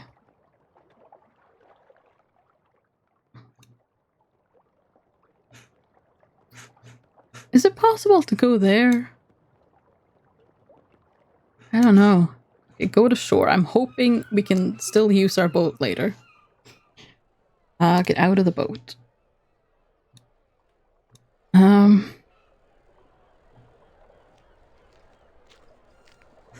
Leave the shore.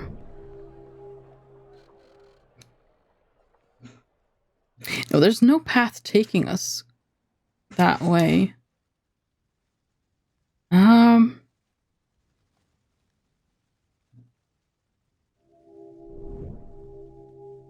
I could go fight that giant. See if he has a serpent.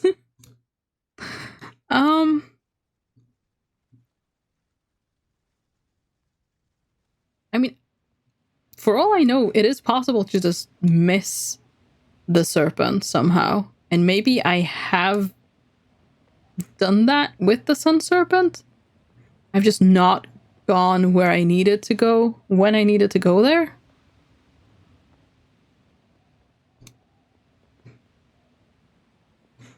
Maybe.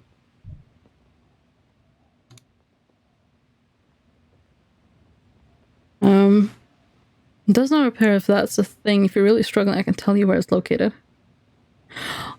Honestly, yes, please. I think, because we've been here a while and I don't know where to go. I feel like I've been everywhere. But obviously I have missed something. But at a glance, I cannot tell what it is. So I think at this point, that's probably just the quicker way of getting this done. Especially because we now have the clue on how to, well, we actually know how to defeat that guy. I don't know, there was that circle of people over here. I guess that's the only other thing I can think of.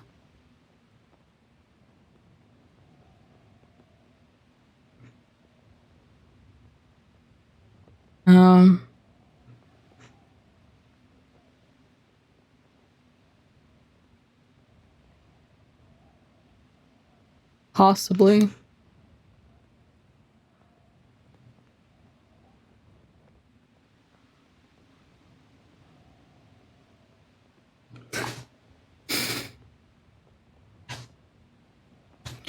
And you making put a mod was a good idea. Now someone else can be the encyclopedia. Oh, Mundle is so relieved.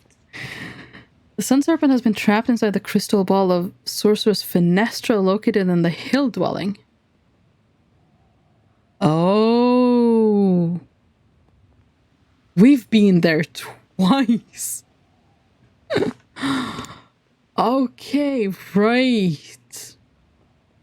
Oh, wait, we looked into her orb and saw like an eye, didn't we? Huh. Right. Only said the location, nothing more about how to defeat it. Well, hopefully, I mean, we know that it's deathly terrified of water, so hopefully we know how to... Actually, maybe we could just take it to the lake. You know what? I think that might be my... I mean, it's in an orb, yeah? So... Okay, first things first, we need to get there. Huh. Okay, touch the blue crystal.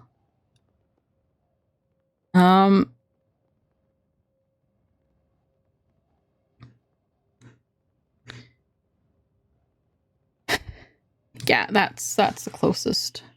Okay, we're gonna lose our ration now because we'll have to swim. That's okay.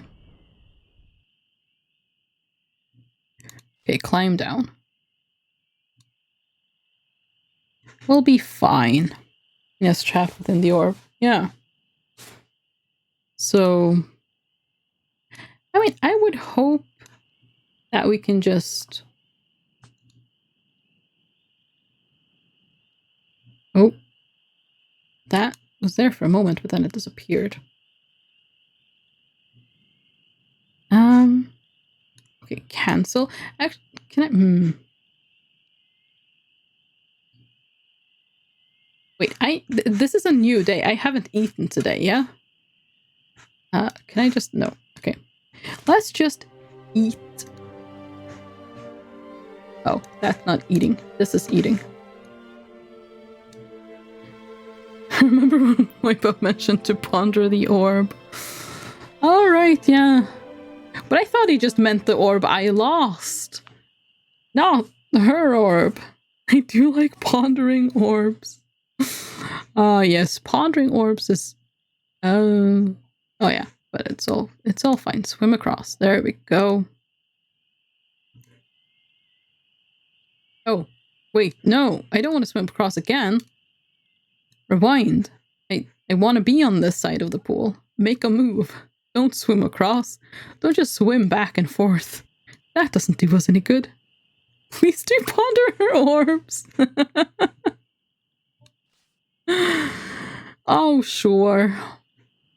Okay, north. Okay, north. Not those kinds of orbs. Oh, sadness. Okay, can I get into her place again?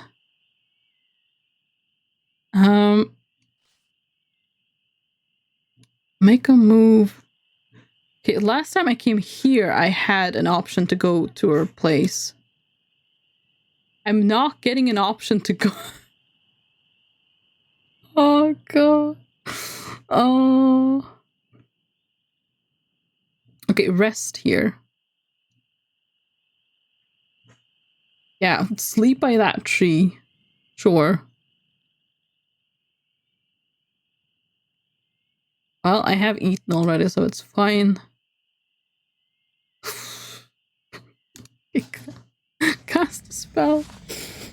Oh, good grief, it's happening. Exodus rubbing off on Wipeout. Pud is now the only untainted one. We need to find a new one before Pud falls as well. Oh, I'm sure Pud will be fine. Well, I don't think Sus is gonna do it. I could create an explosion. I'm not sure how that helps me. Pep. I don't have fire water. I'm also sure Pud will be fine. Yes, that's good, Pud. That's the kind of optimism we like to hear. I can... What's... Oh, Zen. I'm not sure that's gonna help me. I can zap it, though. You know what? Sure, zap the bat. Zap. Zibbity zap. There we go. Oh, that only took 1 stamina? There's something in common here. I'm trying to think of what's in common, but I'm not sure.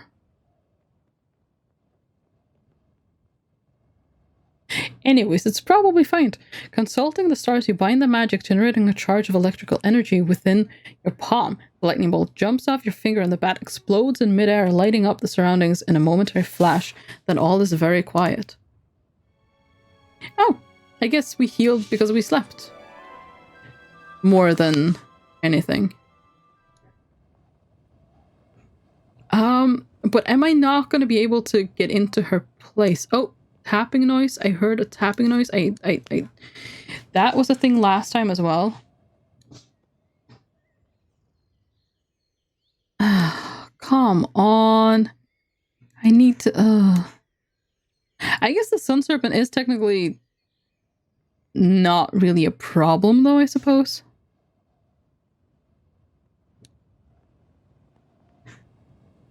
How can I get the prompt to...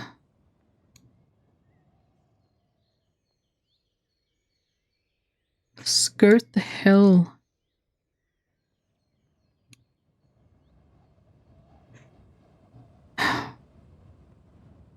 How do I... Well, I guess that's that. We can't... I guess I did miss my chance.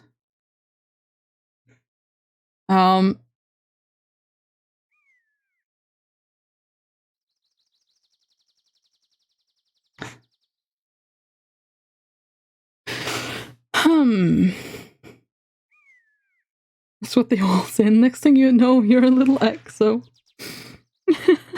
Thought I was above that sort of thing, but guess not. Oh no. Same was thought of Peter and me. Ask Nath, she knows. See, but that's my secret. I was always awful. Ah, you're all grand.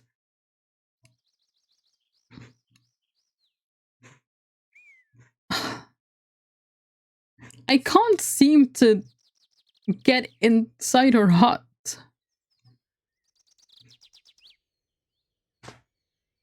Is it possible to lock yourself out of being able to get in?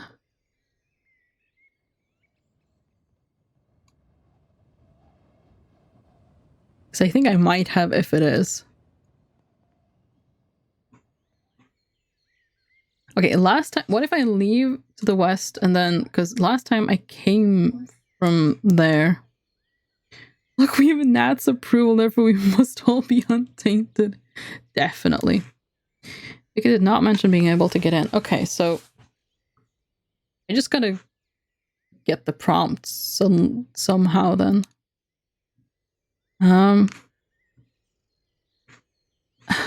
But it's just...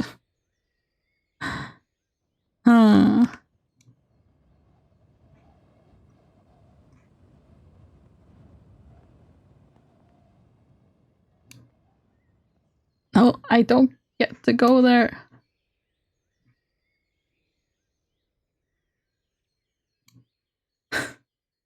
I don't know what to do.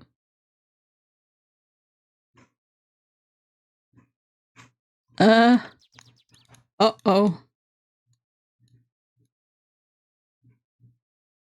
Well, I've done something. What? I'm not sure. How have I done this? I think I might have broken the game. A tragedy, now that's been tainted as well. What do you mean?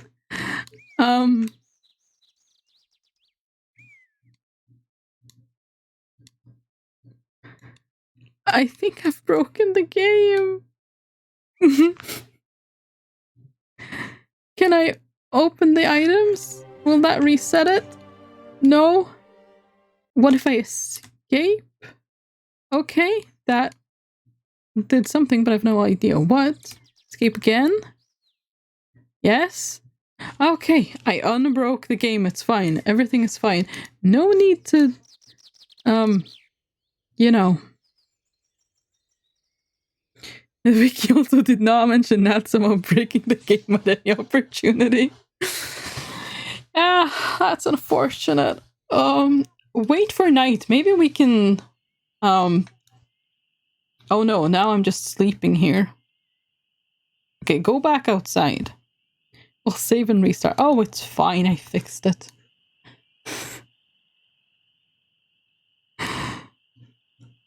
Okay, north.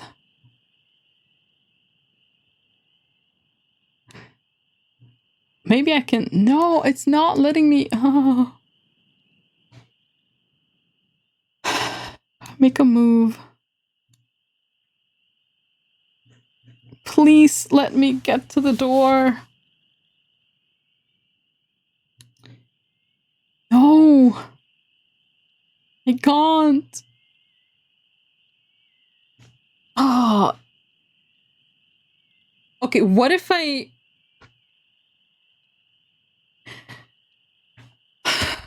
What if I rewind until we were talking to her? It might lose us the clue on how to kill the time serpent, but we already know how. So technically, that's gonna change a lot though, because then we'll never have gone to the island with the Sight Master.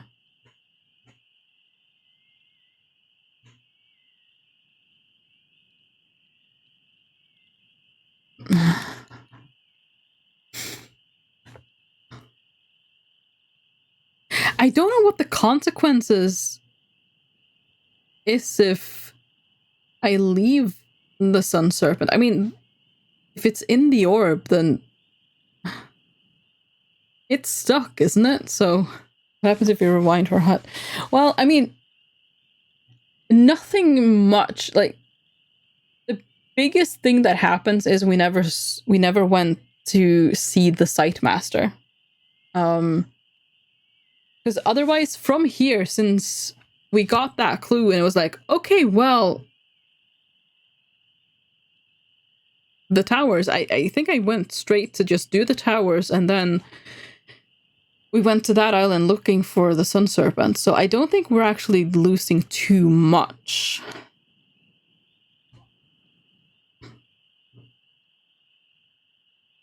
The wiki does mention that you don't have to properly defeat the sun serpent, as it is trapped in the orb. It technically is defeated. So it might be okay if you just leave it stuck in the orb. Yeah, that's what I'm thinking, because it can't go anywhere anyways, so it's not really a danger to me.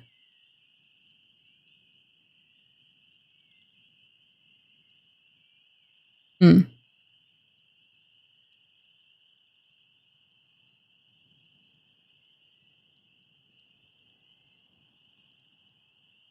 So I guess our options are just we rewind and we treat Fenestra a bit badly, I suppose, because I'm guessing we'll have to defeat her to get the orb. Or we just go straight to get the time serpent. Those are our options.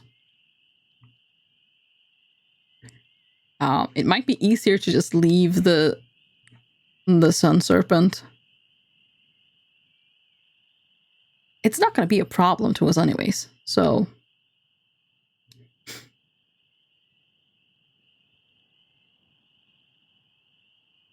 You can't flashlight her house? Unfortunately, I don't seem to be able to.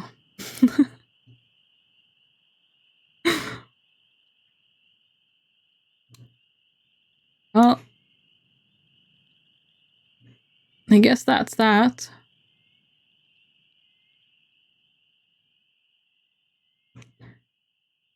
Okay, rest here, I guess. Close my eyes. We're not going to drink the blimberry juice.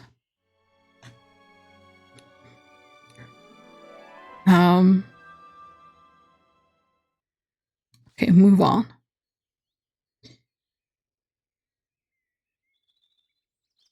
A soft plop echoes from the tree trunk. You leave your pack on the tree trunk and move carefully along its length. Ice peeled through what was making the noise. Suddenly, of its own accord, your pack topples from the trunk and onto the ground. Watch. Wayne watched a moment. The pack suddenly compresses as though a great invisible hand was... Oh, good lord. It's a Snata cat. Okay. That's a Snata cat. Because we can't... Huff isn't gonna help me. Why aren't you giving me hot? Okay, zap. I'll make do with zap.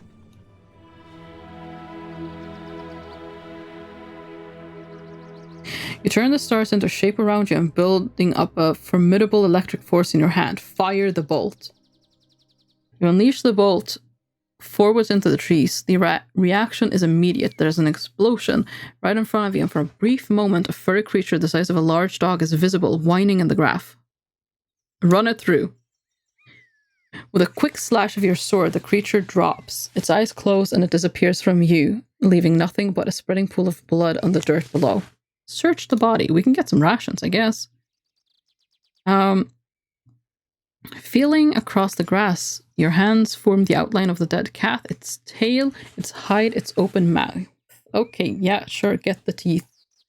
Working with the tip of your blade, you pry free the creature's two front incisor teeth. It's bloody work, and once done, the grass underfoot is sodden. Best not to linger. The smell of blood may attract other of its kind. Okay, well... I guess we shouldn't be too surprised to be... well, attacked by Snata cats in Snata Forest, or whatever it's called. Forest of Snata. That went better than last time, anywho. Okay, make a move.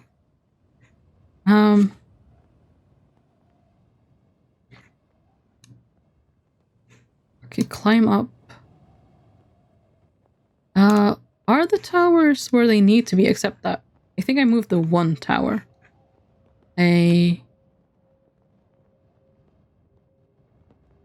No, actually, I think they're all where they should be. Oh yeah, so they are. No, this tower isn't. Never mind. Okie doke. Oh, wait, no, yes. Flashlight, you meant the... Oh, I just realized. Sorry, I have not had a lot of sleep. Yeah, let's try that. Okay.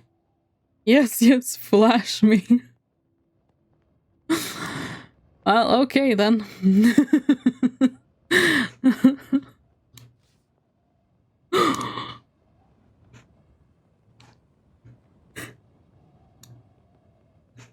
Okay, yeah, let's try this. I mean, I already don't have my ration, so it doesn't matter.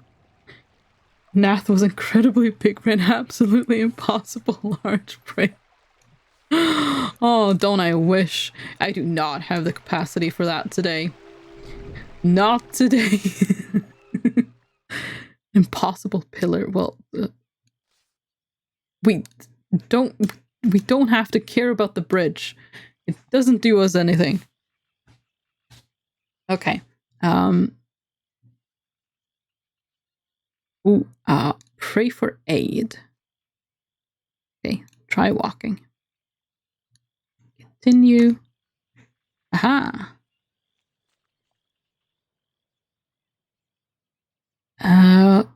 The evening is drawing in. This is a rare rise of dry ground in the wetland in the marsh. You scramble up to its summit. You sense the presence of magic, but only thinly. I don't think we've been here actually in the past. Look around. Through the mist, nothing can be seen but endless boggy mud. Like a green-brown sea. Long, thick-bladed reeds wave like drowning hands. This place is uninhabitable, fetid, and cold. The only structure is the bridge, which is sometimes visible to the south and sometimes vanishes into the clouds. There is something magic here, though, so... Is that true? See, if I hadn't lost the crystal orb to that little thief... But fine. Sometimes the brain is a bit too big, hard to get through doors. No, don't cast it. Oh. Well, that doesn't do anything.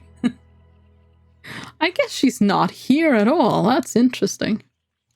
Okay, hang on. Let me rewind. I want to see what spells I can actually cast.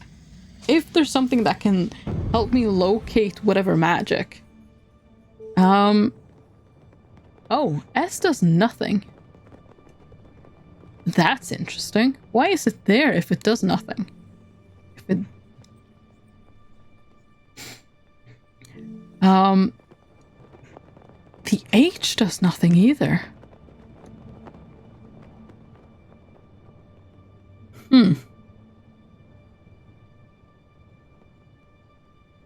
That was far...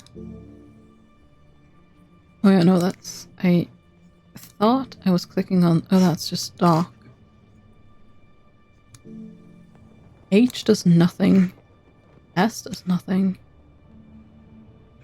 Oh, wait. These are different letters. C. What? Huh? I didn't know you could do that. Wow, that is trippy. You can decide what letter to... Oh. There's a G.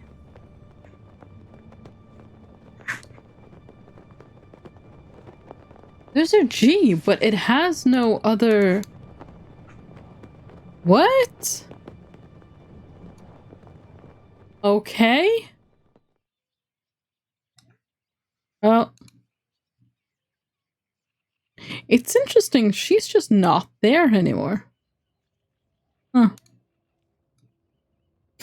Well, guess that didn't work, but now we know. We've tried it. Okay. Okay, here we go. Touch the blue crystal. So let's see, all of those converge on that island.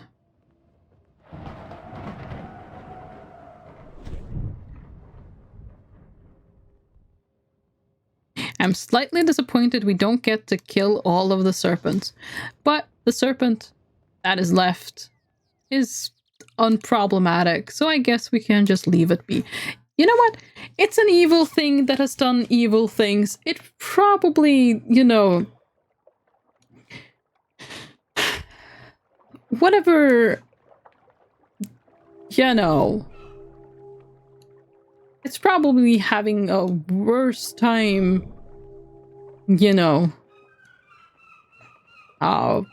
in the orb than it would have otherwise. So it was probably a good, you know, if we look at it that way, the serpent is, I don't know what it's fine anyways. The serpent is gonna have a hard time reporting to the Archmage when stuck in a ball in a house no one can apparently enter anymore. Yeah, true. Close my eyes. We're not drinking the blimberry juice. Okay, we've wasted a few days here, but that's okay. Rest and recover, sure. Actually, it doesn't really matter. We don't really get to fight it, do we? Explore inland.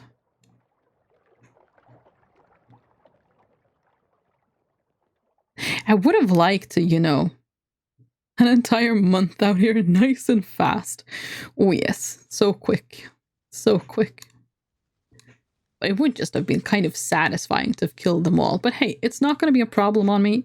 Well, on me? Problem to me, so it doesn't really matter. Run it through. That's what we did last time. Haha.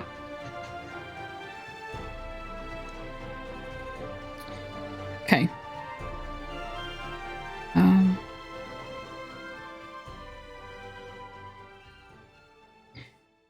Okay, well, that's that then.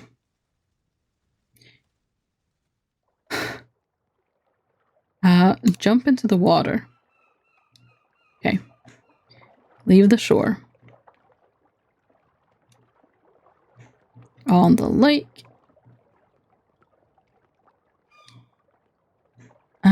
Near the statues.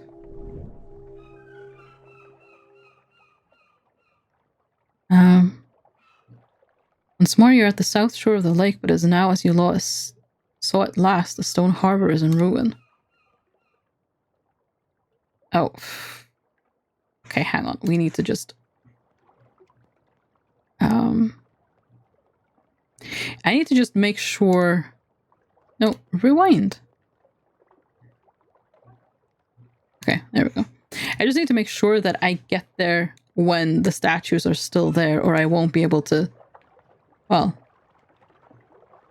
go back up on land. So, not now. I picked the worst possible timing for that. I don't know why I decided to do that. Okay. Well, we can actually see the statues. Okay. Oh, no. We could when but, well. Okay. Come on. I've done this before, just cheesed it a little bit.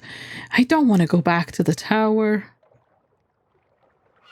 Oh, both of them are there. Yeah, this is good. Yes. There we go. Instead of timing, could you just move the beacon? Yes. But then I would have to go back to that island, and then I would have to swim back again. It would just be a whole thing. It took a couple of tries, but hey, we got it. Oh. But anyway, if I had spent a lot more time on this, that probably would have been the easier thing to be completely honest. But hey, haha. You could climb ashore and start the walk to High Zaman, or return to try and defeat the final serpent. Okay. Go to shore.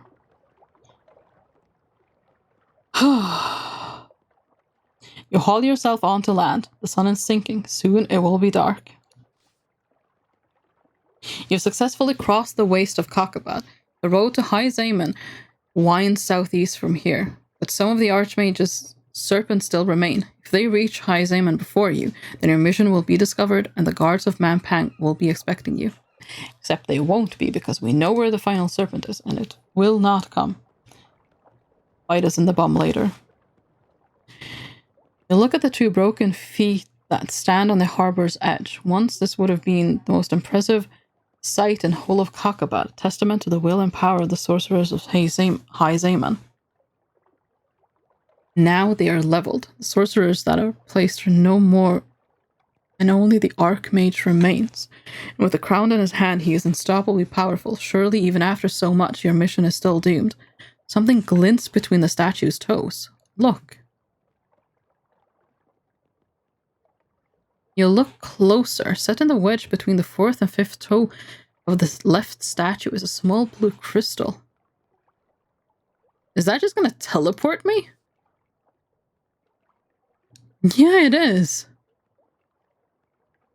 Well, no, thank you. I'll have a look, but I'm not going to touch it. Huh. Okay, make a move. The road. There's no time to waste. We'll have to try to race the remaining serpents to the fortress instead of defeating them. Perhaps you will be able to reach the fortress undetected, but in your heart you doubt it, of course. It's fine. The final serpent is trapped.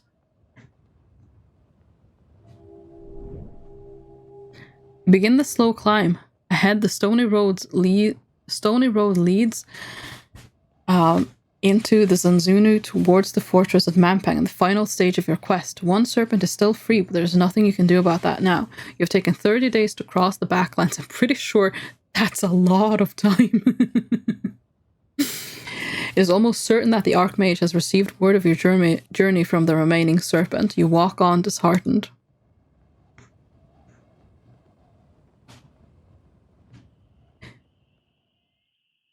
As you walk, you're stopped by a man bent double under a great load. You, he said breathlessly. Going to High Zaman? I am. He nods. Of course you are. He adjusts his grip on his heavy pack. I'm going home, he tells you. Home is Kariyama, a little village over the lake, over the marsh. I'm sure you won't know it. I know it. You tell him, he smiles. Do you? I'm glad of that. Frown crosses his face. And I was worried by something I heard while leaving. What did you hear? The birdmen up at the fortress were talking, you see, about the beacons. Said the beacons were emptying the land. I'm a simple peasant. I don't know anything about magic, but I'm headed home as fast as I can. Emptying it? You demand, catching his arm. How can a beacon empty anything? And that's what they said, he says, with some agitation. So the beacons were wiping out whole villages, leaving only bare rock and dust behind. It sounded so strange, but then I heard the rumors that Tinpang had been turned to a ruin overnight and all the people gone. Voice drops to a whisper. It said it was being done by a most evil sorcerer in the land. Oh no. Kariyama does not actually stand as it is right now. I do not have a beacon on Kariyama, do I? Kariyama is gone. Yup. Kariyama is here.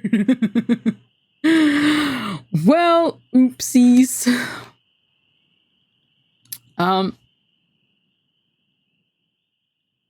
You misunderstood. Kariyama stands, you tell him, as the implication of his words sinks in.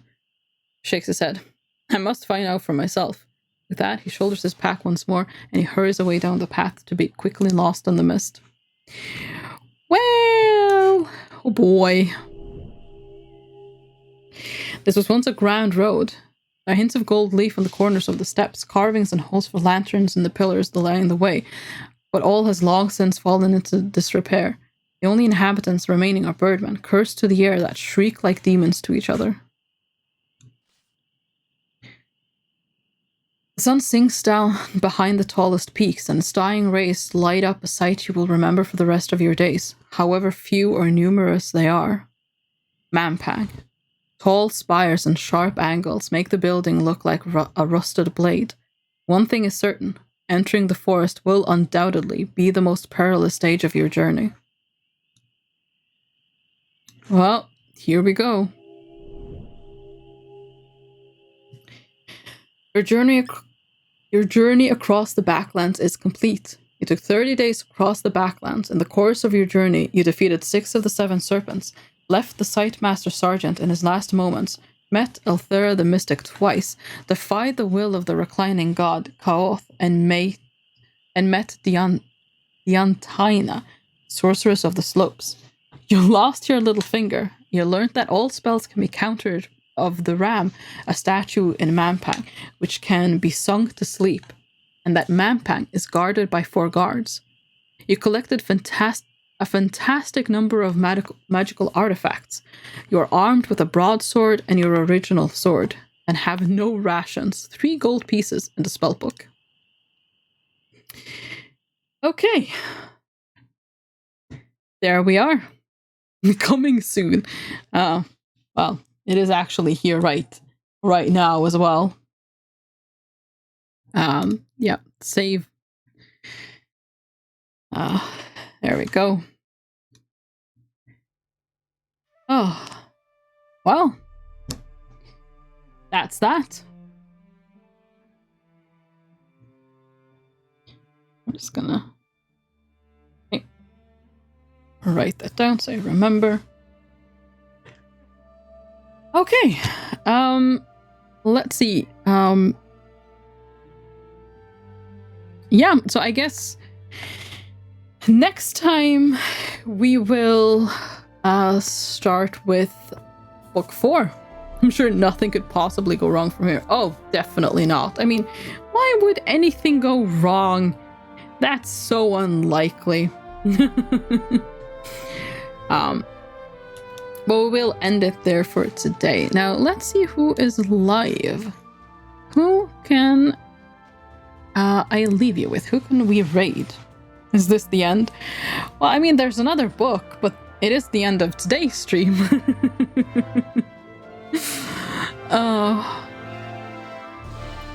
But yeah.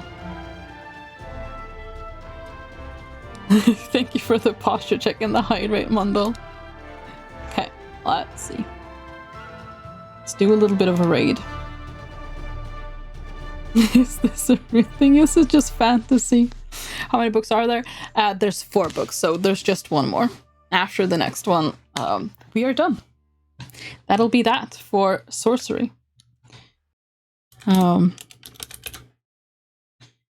Which is...